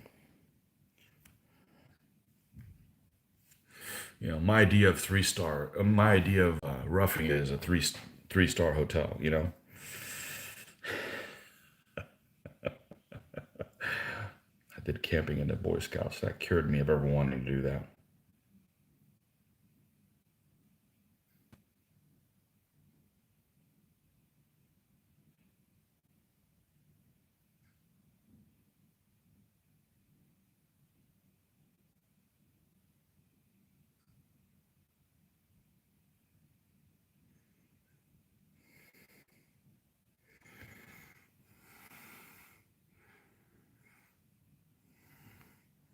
Back online, yeah. You scared me. Thanks for the weather report, Greg. I would have never known there was a storm coming you know, until it was upon me. I rarely check the weather. Why bother? It's Florida. It'll just change in 15 minutes. It's very unusual to have a storm when it's in the darkness here. It'll usually storm during the day, and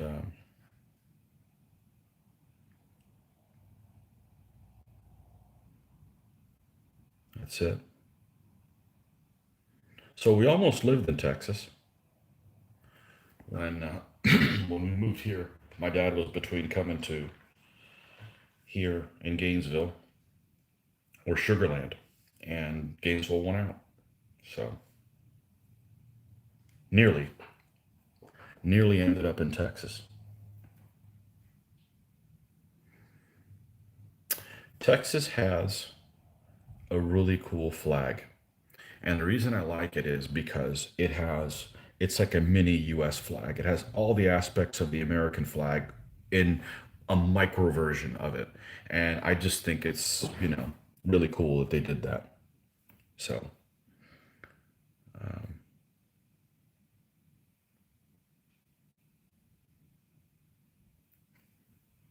mm, Florida's great, except the weather.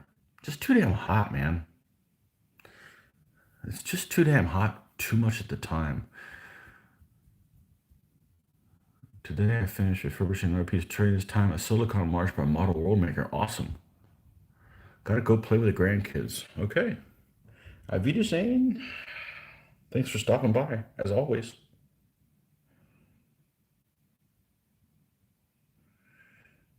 Yeah. And same thing with Tennessee. Went to Tennessee last holiday season, and their flag is, I coined it the bowling ball of freedom, because it looks kind of like a little bowling ball. Again, it has all the aspects of the U.S. flag in it. It's the bowling ball of freedom. Little stars.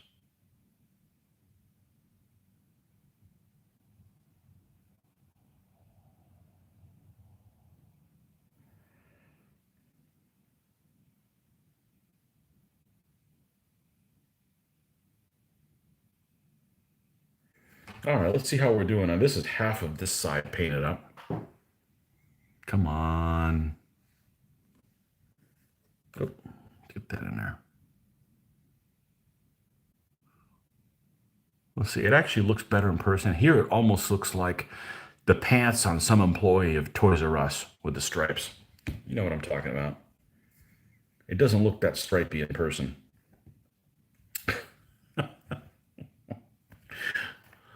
Oh, they had a uniform that was similar to that, if I remember correctly. We're expecting our first Sub-Zero autumn night for this autumn. You guys are all out of whack. You got better temperature than I do, though. I'm pretty sure that I would really like the weather that you have where you're at, Greg.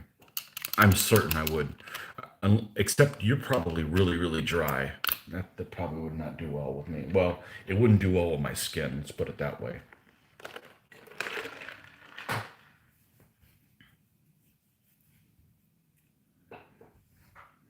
So that map of that game doesn't look like anything like Australia, huh? I didn't think it did.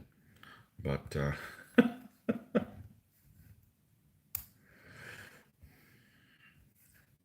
it's an imagination.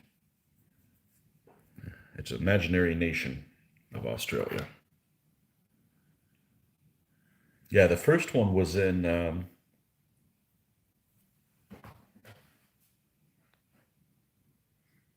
not sure what the first. We have one that's like in the south of France, Italy, and then this one that my daughter likes driving games, so we're talking about Forza 3. It takes place in a fictitious Australia, and I think the 4 is in the UK somewhere. So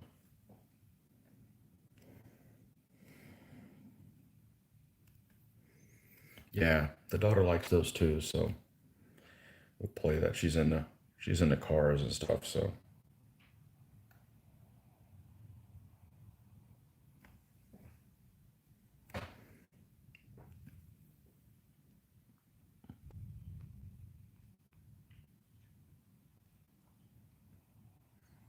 not too dry.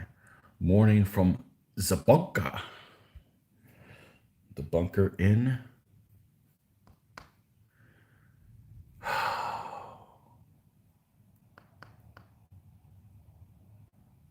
No, not Michigan. That's a different Kelly.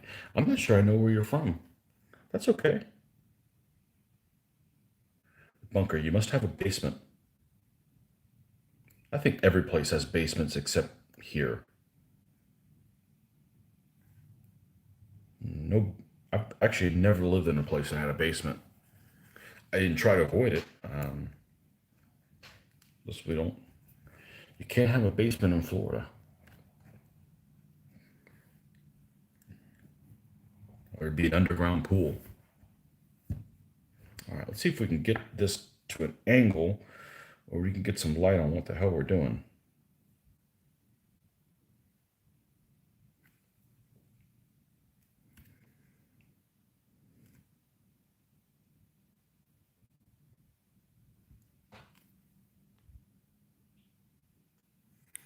Michigan by way of Texas. Okay. All right, Greg. Good night, man. Thanks for the weather report.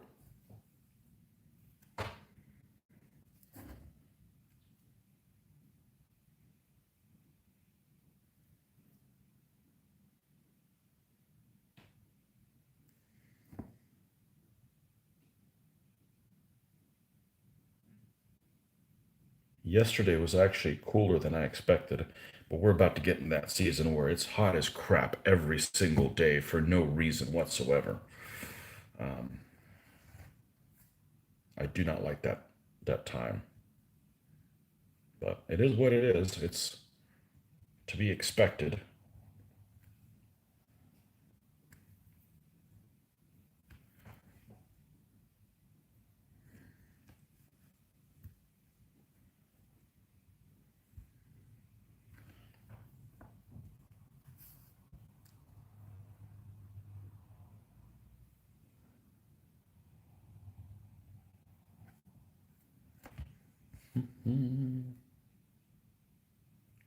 This is taking longer to paint than the other war wagon, mainly because of these angles. It has these strange angles, but unlike mowing the lawn, when you're done painting this thing, you don't have to repaint it. So it might take a while, but when you're done, you're done. Now what we're going to do is, you can see the back of this, I'm using it to grab it. It's getting kind of scuffed up here with the paint. I'm not worried about that. We'll do that last. We could probably paint that after it's already mounted and just kind of slop stuff on there. You're not going to be able to see much that's down there anyway, so I'm not really concerned about that very much at all.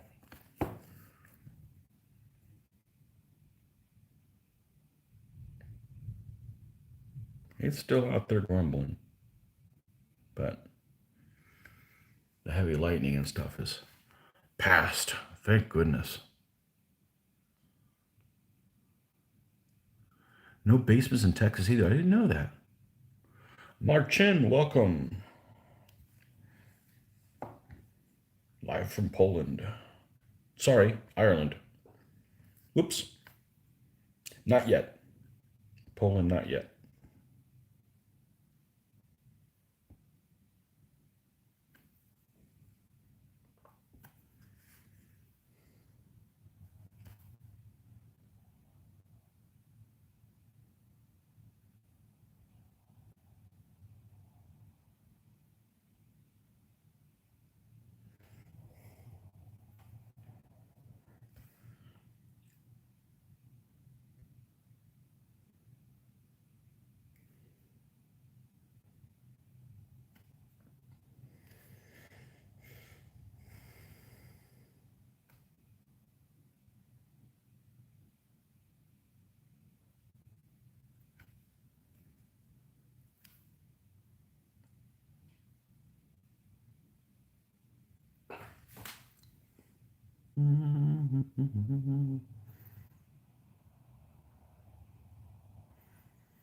I have not tried the Citadel Paint Buddy. I don't think it's useful for 15, and I'm always like resting it on something. So this is the only reason I'm using this is because there's no way to, the bottom of this isn't flat. It's got that center. It's got that center support that kind of threw everything for a loop. And I don't paint any 28s at all, so I usually don't need it at all. It's actually working okay. It just gives me somewhere to hold on to it so I don't scuff off my own paint, but no. And I have to check where that paint handle's made, because it might be made, and I was surprised the other day when I found out that Citadel actually makes many of their products in that country where I'm not allowed to buy things from anymore. So it kept me from buying. What was I going to buy? I was going to buy some tufts from them, and I think some files or something like that I saw in the store, and I'm like, nope, not buying them now. I'm surprised they could afford to buy them in a different place, manufacture stuff in a different place, considering how much they charge for their items. The paint's still made in the UK, you know.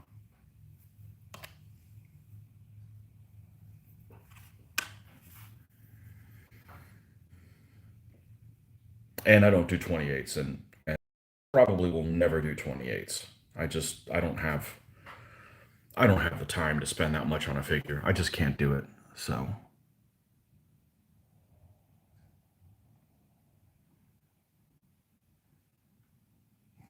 yep, I'm a fan of the recycling pennies.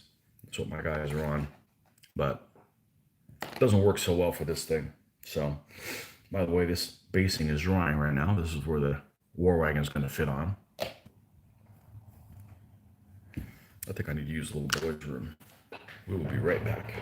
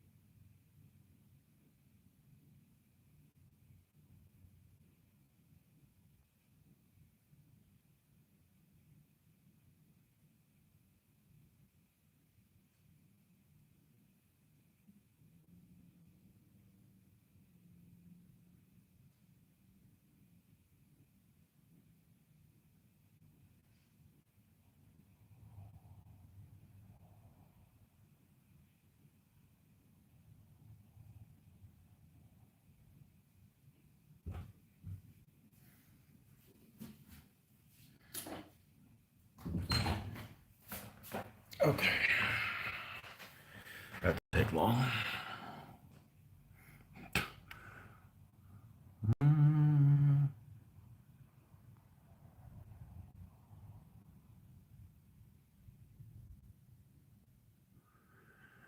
You only use Citadel washes. I use linoleum, yeah. Vallejo fanboy. Well, that's the only people when I bought all these paints, they're the only ones that came in the dropper. So yeah, that's how I got all the Vallejos. But I use other stuff as well. Craft paints for terrain, absolutely, absolutely, and for painting backdrops. The backdrops that I painted for my that photograph some of my figures on, that's all painted with craft paint. And yeah, craft paint's okay. It's just not very durable, like for handling. But that's okay. Yeah, for terrain, absolutely.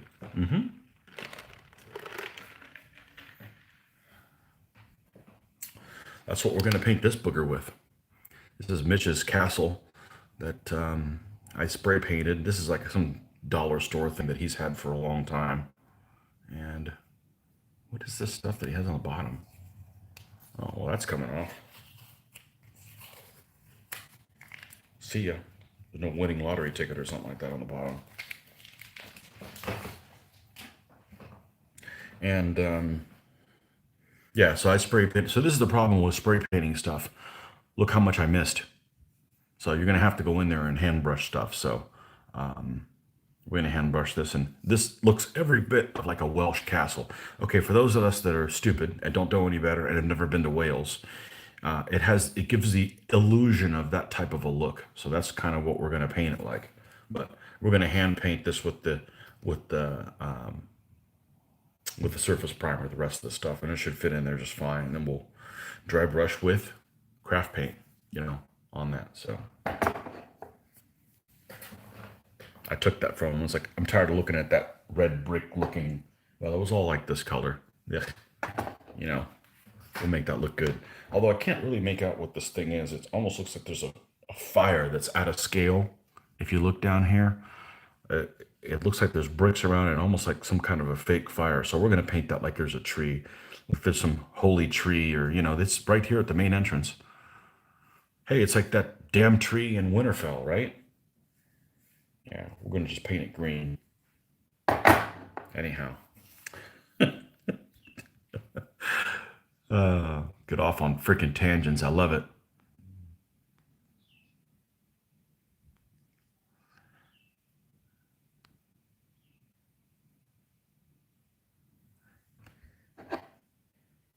Yeah, the courtyard's all brick.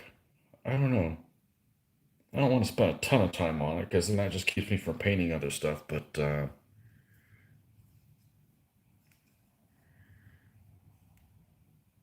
yeah, I just figured, hey, let me give a shot at it. Put it on a base.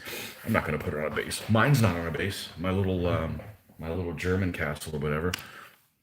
You guys seen that, right? Let me go grab it.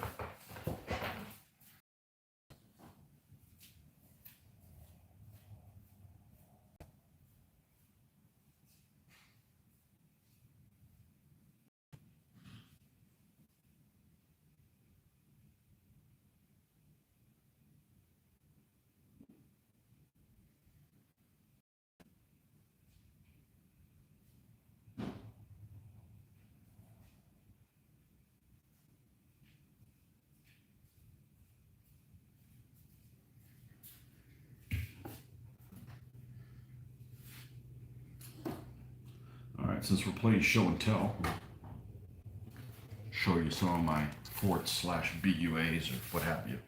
So right from the dollar store, well, it was Dollar General actually, and I think it was $1. Put this off to the side. This was originally this color, the whole thing. And then a little bit of dry brushing with craft paints, bam. I think this really turned out well. And this is my Burgundian slash German type camp BUA looking thing. So I think it turned out really well. And it was really easy to do. It cost a whole $1. So should have picked up more, but what am I going to do? Paint them and sell them? Nah. I'm not going to the post office to mail things out, folks. Then I wanted one for my Rajputs. This is the same base color I use for my Rajputs. So this is a fish tank ornament, as I like to say, though. These openings were all open in the top, so I had to come in underneath and put a piece of tape, put some spackle on there to hold it. And it had some openings in here. You see where this grass is that's supposedly growing up? These were actually open, so I had to come in from the backside and put a piece of like duct tape, something, solid tape, and then put spackle over it so it would be even. But I didn't want to go back and actually etch the stones, so that was my excuse of getting around it. It's got these built-in plants that you got to paint up like plants. But yeah, this thing I think turned out really well. I've used it a few times in games. It's for my Rajputs, and this was, I don't know, this was probably $7 or something like that at the PetSmart, or I think it was PetSmart that had it. So, and the last one is my other European type castle. Now, if I had to do this again, I'd change these corners and not make it square. Just it kind of goes with the profile a little bit better. But it is what it is. Have these big gaping holes here. So we had to spackle that back and make it look like the grass was growing. And anywhere that grass is growing on there was an opening.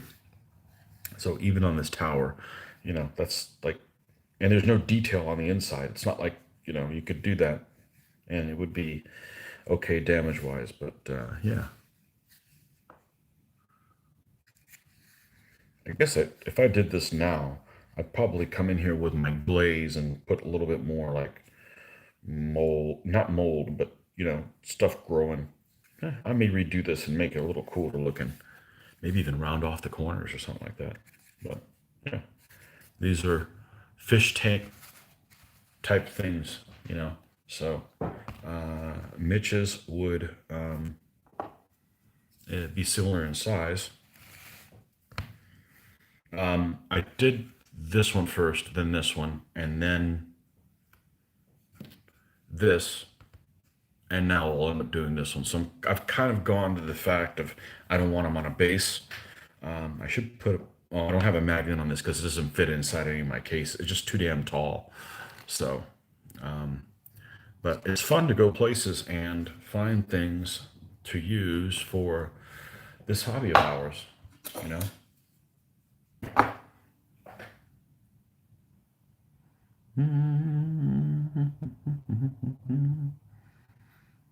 You use reduced scale for my 50mm products, 6mm total battle. Absolutely. Use 6mm stuff for 15s. Yep. Ground scale to game scale, always an issue on ratio games. Gendarme is my go-to. Yeah. Yeah, I like the 6mm to 15s, or even if you can find smaller than 6mm. So I've got that little town that I did with timecast models. Timecast model stuff is gorgeous, and it works really well for that. Okay, that was our little soiree into fish tank ornament type stuff. Hey, I like talking about my hobby. I don't have anybody usually I can talk to about it, so that's a plus.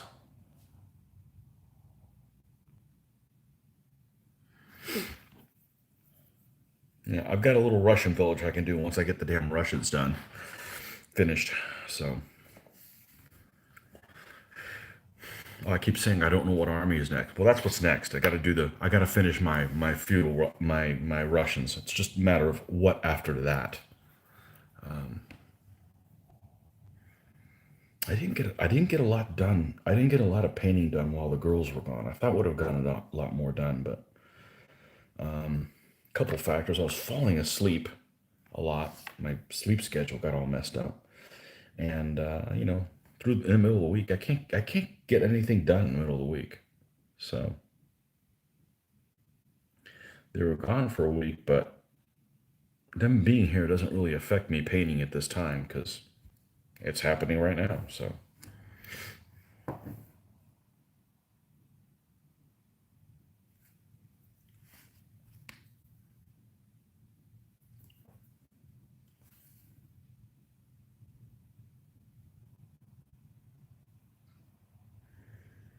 All right, let's come over to this side.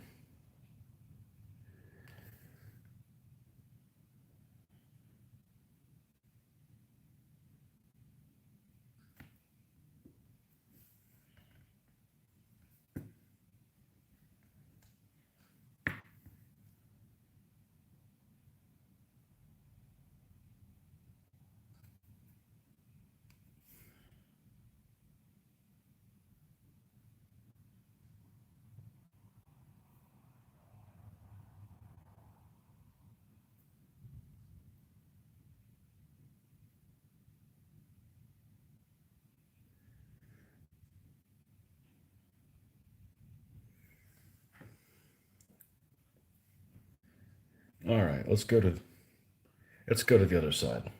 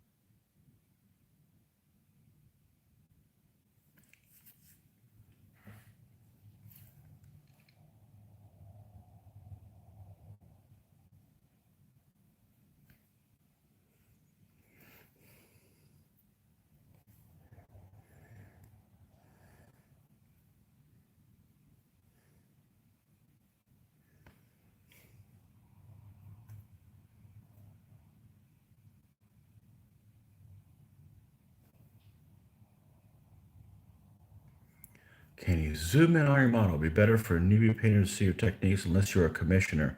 No, people can't afford me. I don't paint stuff for. I'll paint stuff for free. Well, I have painted things for free. Like this, I'll paint this for Mitch for free. But no, I'm not going to charge for it. Let's see if I can get the right angle, because the problem is that, well, the biggest problem is I'm limited to 720p on these live videos, unfortunately. Let's see if this is, and not block my light. Let's see how we can, the two things need to cooperate.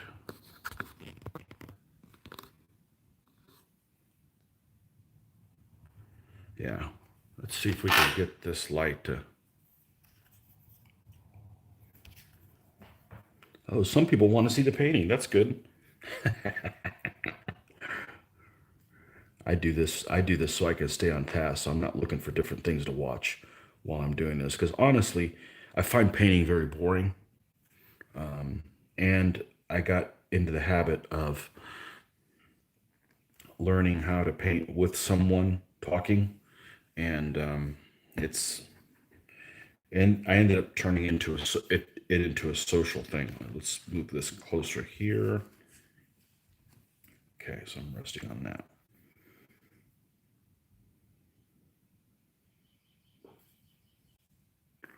And 'cause that's what I do is I end up watching stuff, and then I'd find something else to watch, or I'd look at the screen, and then my paint that was on my brush would dry out, and I'm like, we got to do something different, you know.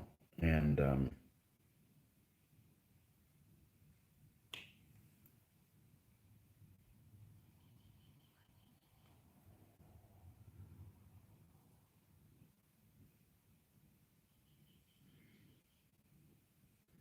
the main thing for the painting newbie to understand is there's people that paint better than I do, that I like their painting more than my own, and I've seen them do paint videos, and they take even longer than I do. So there's not a shortcut that's going to give me results I'm going to like better than I'm already doing. I don't know if that makes any sense. So it's not like some miracle shortcut that's going to be like, oh, well, now I can just paint in a third of the time and they're going to look better than I have. No, I could paint quicker, but I'm not going to be happy with the results. So that doesn't mean you can't be happy with the results. I'm just saying me, you know. So some people don't want to be painstaking about how they paint, and that's absolutely fine. You should, whatever you're happy with. But I am my own worst critic. So I want to paint each each successive project to look better than the previous one. So,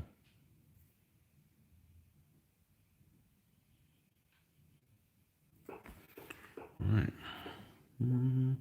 Of course, now I can't really see.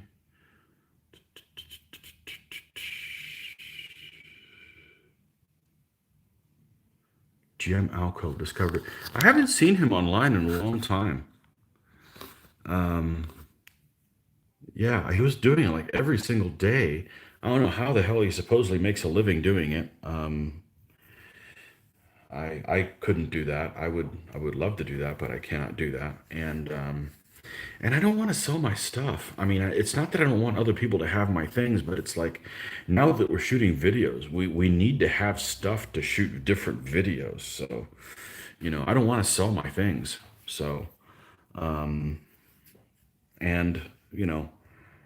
I I know how much my time is worth to me, and nobody's going to pay me that amount, and that's okay. I don't want to do it for money. You know, I do things I dislike for money. I don't need to do this for money. I don't dislike this, but we need them for the videos. So it doesn't do me any good to like. I would never paint this for Mitch, and then he lives somewhere else, and we never get to use it in a video. That's dumb. It doesn't make any sense to me. So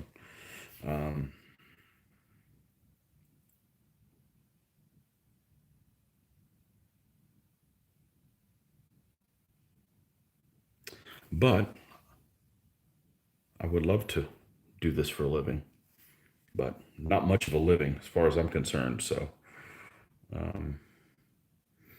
I have too much overhead, and I wouldn't say I have an extravagant lifestyle, but you know.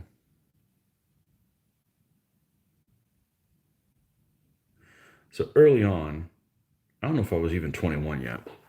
I worked at a store. I worked at a hobby store, and this one guy gave me a commission early on, like the first thing I ever did. And I regretted working on that commission all of the time. So I learned it really quick. I do not want to paint for people. And it's not the person that I'm making it for wasn't happy with the results. It was just like, I want to work on something for me. Oh, I can't. I got to do this damn commission. So I don't want my hobby to turn into a business. Not that it would, but I have sold things I painted, but I wasn't happy with them. And I actually netted a profit. I had probably, I don't know, four or 500 2400 scale ships.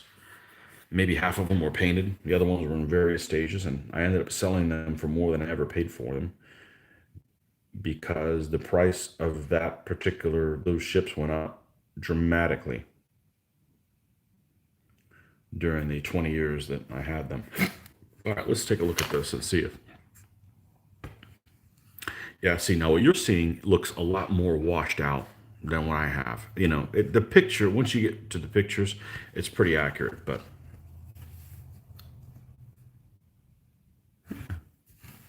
not bad. It's exaggerated a little bit. Nah, all the painting is exaggerated that way. It's just the style of it. Ooh. All right. Let's have a sip of coffee here. Cold coffee.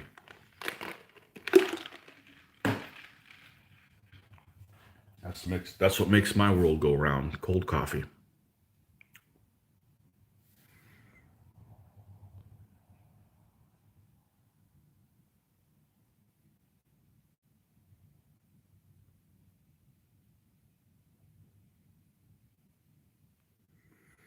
He's not doing painting cats because his commissioners pay a lot for his work.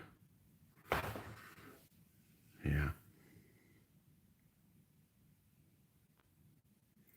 I just I had one guy. I know the going rate on DBA armies was about $150. I had one guy that contacted me and a while ago and wanted me to paint an army for him. And he offered to pay me twice the going rate. I'm just because somebody's painting something for me, I'm not. I spend about 200 hours on an army. I'm not going to make $1 an hour. I'm not. So what do I want? Well, I want a lot more than anybody's going to paint. You know. I mean, I know how much I make at my regular job per hour by the time it's figured out, and you know, nobody's going to pay 5 grand for an army. And I don't know that I would do it. If somebody paid me 5 grand to paint an army, I wouldn't do it. I need the army for videos. It just is. So yeah.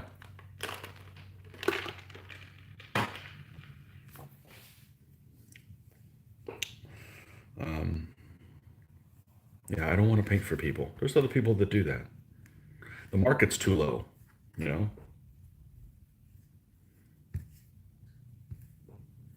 So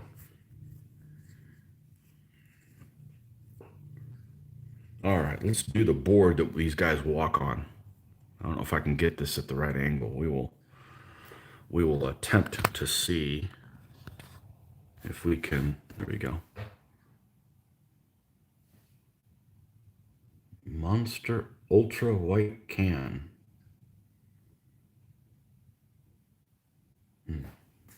Okay. Don't know what that means, but that'll work. Um,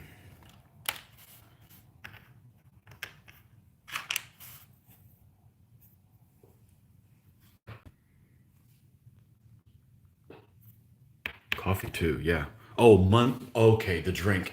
Oh yeah. I had one of those on a trip one time, and I kept drinking this highly caffeinated cause stuff, and I kept falling asleep. I realized I had a lot of sugar. So, sugar is my kryptonite. I don't do sugar. I get angry with sugar. All right, so let's do this thing here. Um,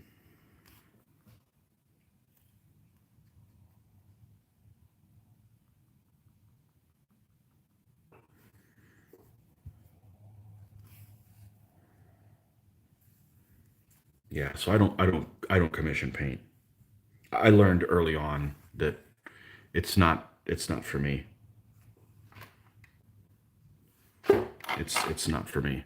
You know, those of you that buy painted things, okay? Let's say you buy a DBA Army for $150. I know it may not be beautifully painted, but the stuff that Two Dragons used to do, I thought looked pretty good. But why no horses with a war wagon? Because then it goes on a bigger stand, and I like my war wagons on 40 by 40s. It's just a plain piece that represents it. So I did not, wasn't interested in doing any war wagons when they were on the deep stands because they don't behave right in the game on the deep stand. So yeah, the horses, they come in and they take them away. As a matter of fact, when this thing advances, the front of this will be this side. So this side. So this is going to move forward that way towards the enemy, like in a line, not necessarily the way the wheels are facing. So it's just a plain piece. I did my other war wagons that way and was really happy with how they turned out. Sometimes you get an idea and it's like, I'm going to do it this way. And sometimes that idea isn't such a good idea. In this case, I was very happy with how that turned out.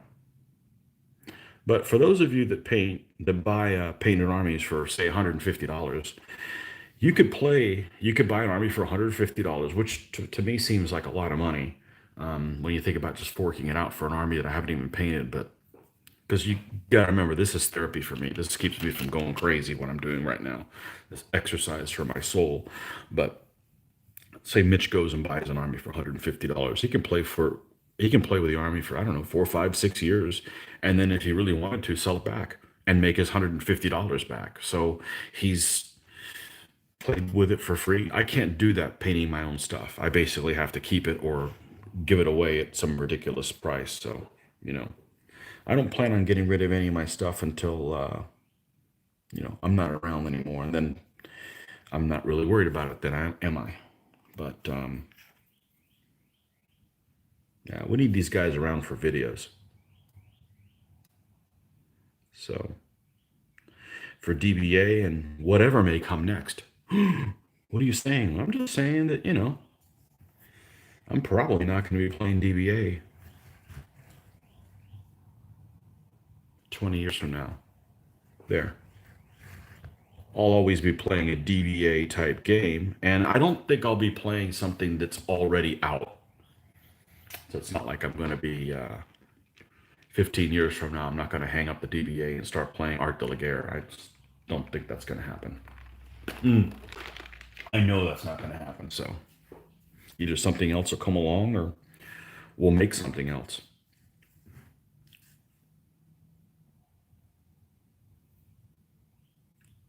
But it'll still be this type of scale with about this many troops. So,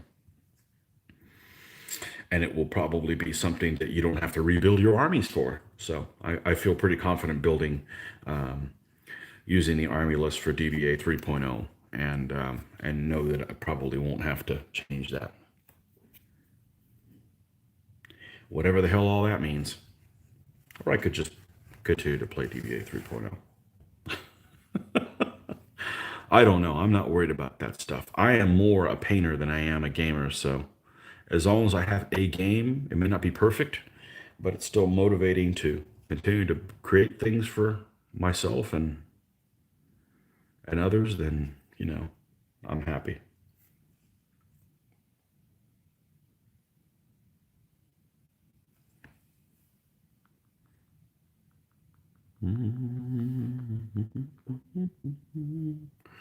I don't buy painted armies. I paint first.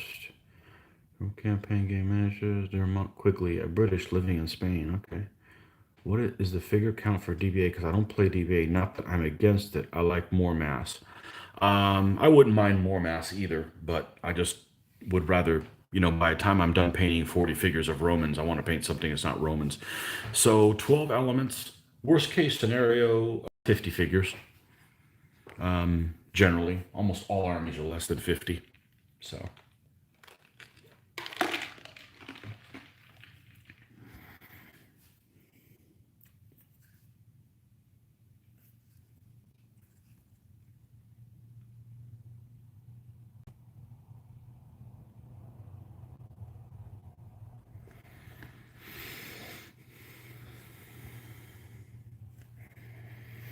DBA got me hooked on a couple other things. The big attraction of DBA for me is I could play with my own figures. I could build my own army and bring it to an event and play it.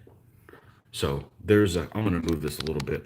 There's an incentive for me to collect more. I mean, if you go to a show and all you do is play with somebody else's stuff, then that's not really my cup of tea. I mean, anybody can just show up and play armies, but I have some ability to paint, wouldn't you say? So I should probably continue to do that, you know? And I don't want to spend forever and a day painting something. And then it's a rule set that they just decided to be like, yeah, we're not going to support that anymore. So people don't play it anymore. That's why I always say I'm always going to play with these figures. I've invested too much time into it to just say walk away from them, you know.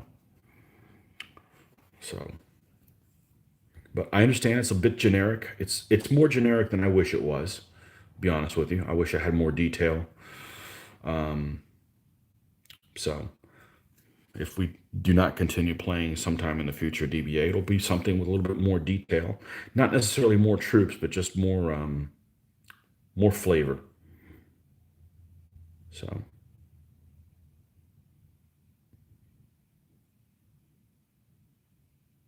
but I don't think it'll be something that's already out there. So if you guys are thinking, oh, you guys are going to jump ship and move to such and such a rules, I'm not, because I've looked at the other rules that are out there, and they all have weaknesses, and they have things that aren't fixed in DBA. The issues that I have with DBA aren't fixed by the other rules. So,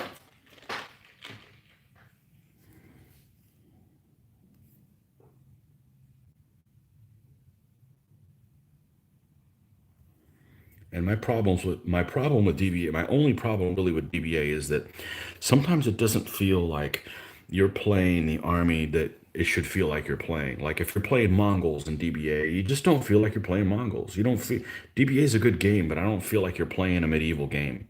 I don't know. It just doesn't. You don't walk away feeling like you you you got the right experience out of it. It's a wonderful game, and I mean, shit, I've almost played 2,000 games of it. I wouldn't otherwise, but and it's very challenging, and I think that's why we keep coming back to it. It's extremely challenging.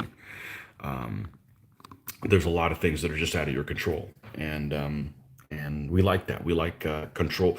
We like chaos management. But the weaknesses that the things I don't like about it aren't really improved by any games that are out there, in my opinion. So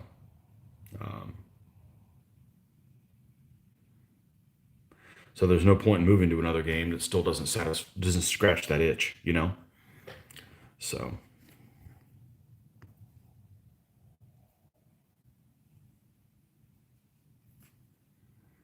I'll see another rule set and be like, oh, they handle this like that. That's cool. That's better. But then I look at something else like, oh, doesn't fit that, doesn't fix that age old problem.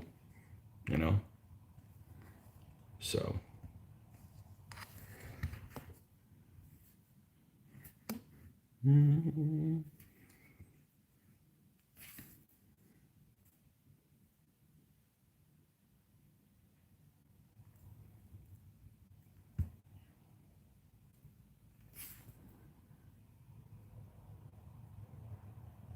like DBN. I've enjoyed playing DBN when Joel's run it, but if I was a fan of Napoleonics like I was World War II, I wouldn't play it.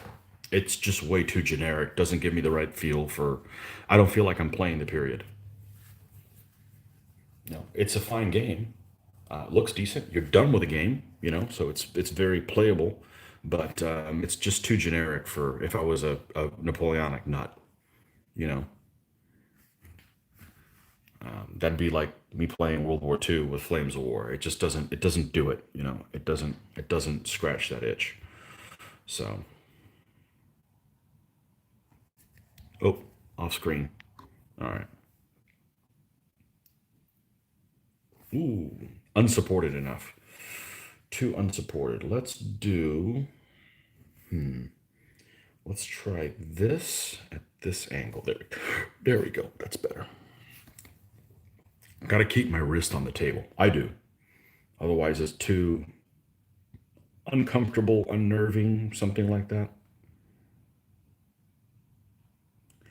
I know other people like to paint in midair, as I like to call it. No, that's too troublesome. Uh-oh. I got to make sure somebody's awake. She wanted to make sure she did not sleep in past 9. I'll be right back, folks.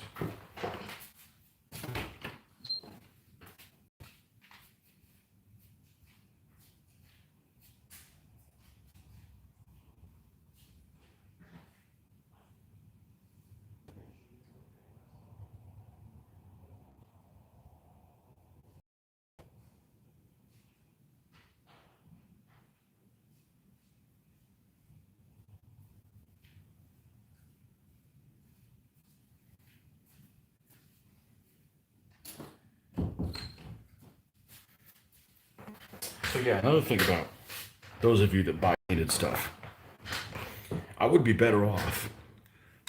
Let's say I wanted to. Well, there's one guy in particular I can think of. He's a guy from Russia. I don't remember what his name is, and he does. I don't think that he does commission painting, but he does stuff that's already painted. Like so, he did like say 100 Years War Army, and it was like $400 or something like that. All right, it was beautifully painted. I mean, I wouldn't buy his stuff because half the fun is doing the research of all the heraldry and all that stuff. But if I didn't paint or had no interest in doing the heraldry, buy his stuff, yeah, it's like four. I don't think it's even over $400. So say $500, including shipping. All right, for a DBA army. How much time does it take to paint that army? Now think, how much time would you have to work at a part-time job at, say, a convenience store, making $10 an hour to pay for that army? So just doing some quick math, it would take just a little over a week or something like that. And how many hours did you just work? So you worked like 55 hours to get the same amount of money that someone spent 400 hours on. You're better off just get another part-time job, and then that's what you do, and you get somebody else to paint the army for you. Um, I mean, when you think about it, when you think of it in those terms, it's really not that much money for something that people spend a lot of time doing. So.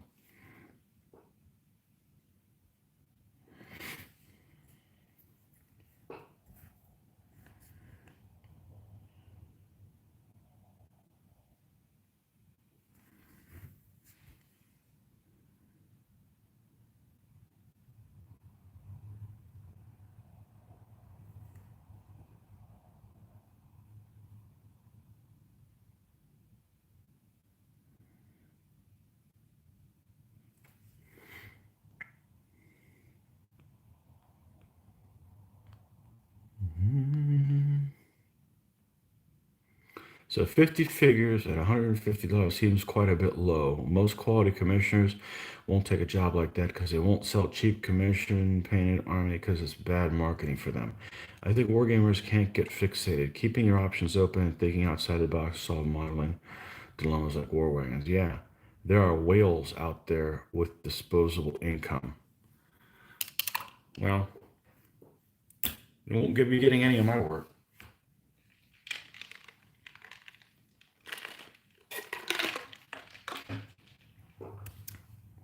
I mean, yeah. It's just I value my time that much. I mean, I understand why somebody doesn't want to pay me $20 an hour or more to paint, but even if they did, I don't think I'd do it. I mean, unless I did tell somebody, I said, I'll take my salary I get paid now and take like a 20% cut, and I'll be your bitch and paint for you. But then they'll probably want me to paint their house, so that doesn't really work. You know, um, yeah. No, I'm just being honest. I mean, maybe money's not that important to me. You know, I know it's not that important to me, and it's not that you know I gotta have a couple days off every week just to maintain your sanity. And it's not necessarily doing this, but maybe something else. But you know, I learned early on I do not want to paint for people. You don't turn my hobby into something it isn't. So let's flip this way. All right, yeah, let's get to this other side. Yeah, it looks really washed out with this light. I don't know. This light is wonderful, but for me here, not necessarily um, on the screen. So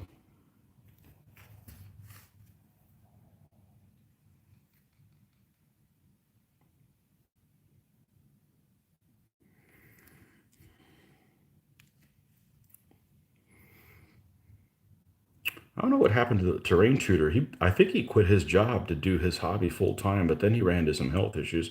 I watched him from time to time. He's very entertaining, has a lot of energy. He's relatively easy to understand with his accent. Some people are, I talked about this yesterday, some people are just really difficult to understand with their accent. Maybe I can't understand him. He's selling his book. Okay.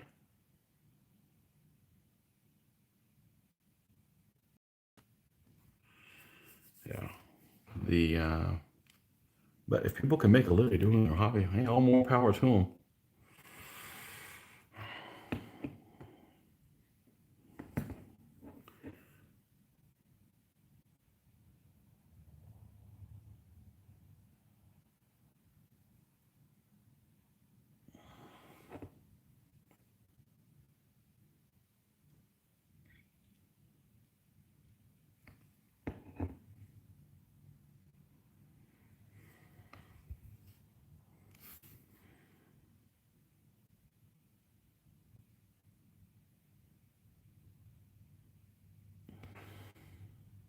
But for me, I got to paint all my stuff.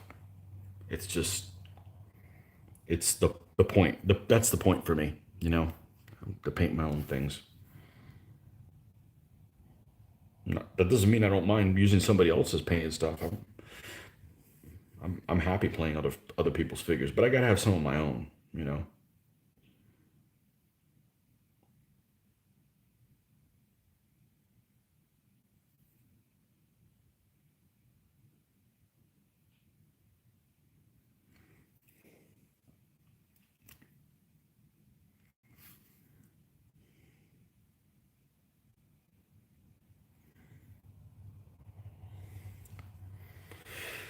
Whew.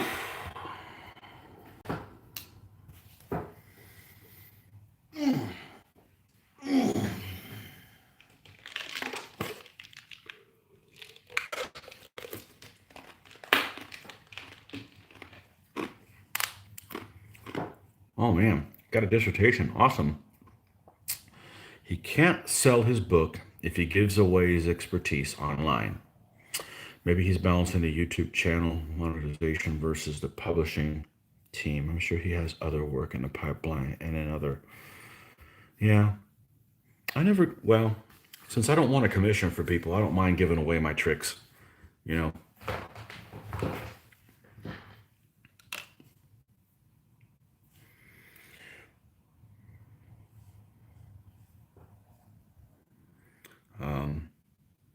Main thing is this stuff takes patience. You're not going to just be like, oh, I want to be done in an hour. Okay, well, then it's not going to look like this.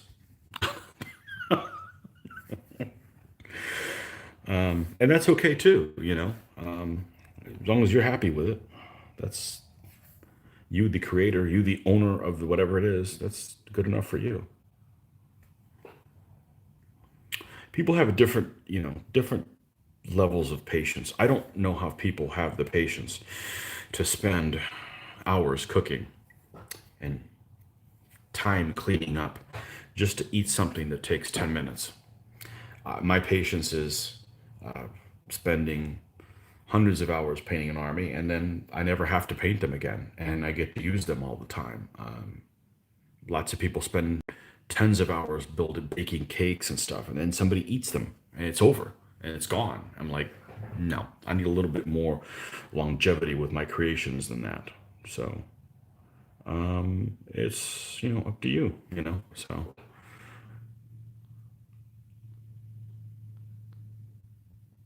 I give away my tricks willingly. Yeah, people don't listen anyways. Hey, maybe I'll say something that'll save somebody some time, and I learn from other people too. You know, what I find has been the most, the biggest stumbling block for me is you get into this analysis paralysis. Like, well, okay, I want to paint his pants blue, but I don't know how that's going to look with a red shirt, or I don't know what shirt is going to be next, or you, so just freaking start painting. Just jump in and paint your way out. And only one time have I ever thought, man, I just, that guy didn't turn out the right color. So I just repainted his shirt and fixed, you know. I'm not painting very thick. So, all right, let's see if we can get a little bit better angle on this right here.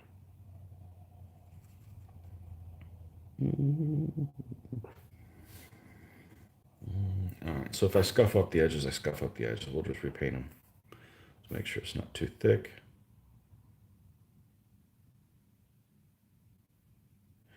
So it's the worry about how something's going to turn out. Hey, I got enough experience. I can fix something to my liking. But you just have to kind of get away from getting spooked. So I'm working on that. I've gotten a lot better about it. The backgrounds, it took me a long time to ever paint a background for my figures to sit on. And I mean, literally, when you take a photo, the first one I did took me 7 minutes or something like that. And it came out like 1,000,000% better than I thought I was going to, using crappy craft paints. Because even though I've never painted a painting, I have a clue, of how things are. So, and with the YouTube, the internet, everybody can be a master if they really want to apply themselves. There's lots of people doing videos out there that are instructional that you can learn from each other.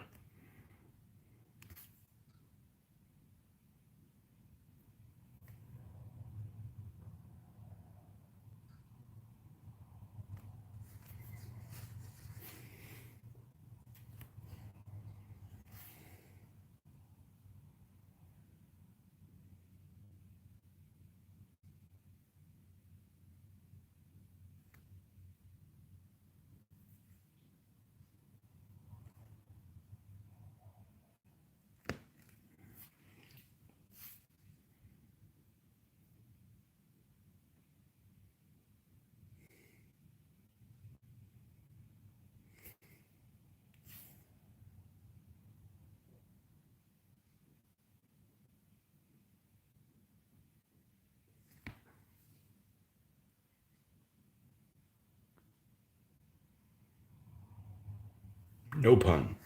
Okay.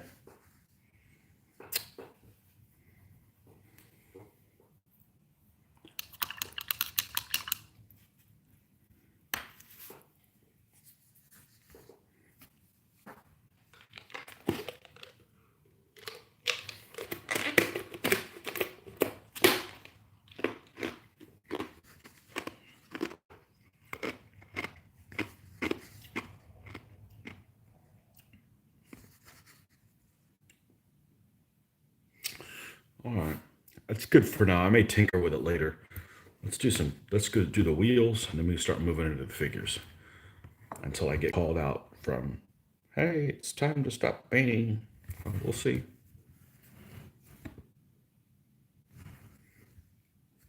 All right.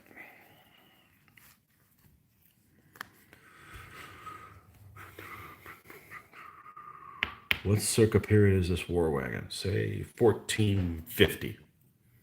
Say 1450, 1460, 1470, something like that.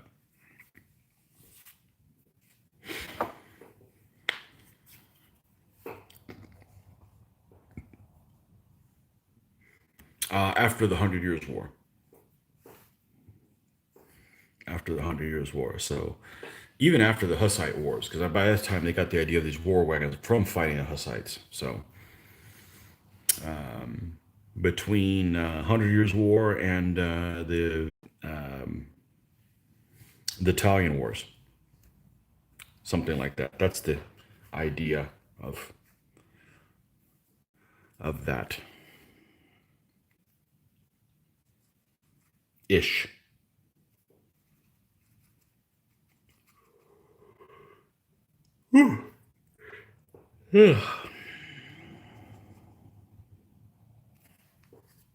Okay.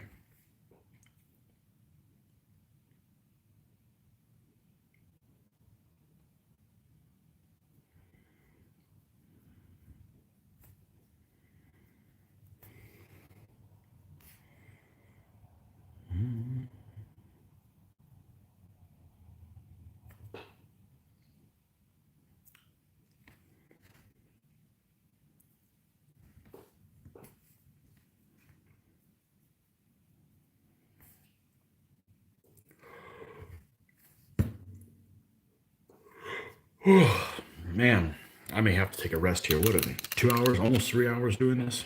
I'm gonna take a little bit of a break. So we will we'll come back to this at a later time. I'm kind of I need to change my posture a little bit.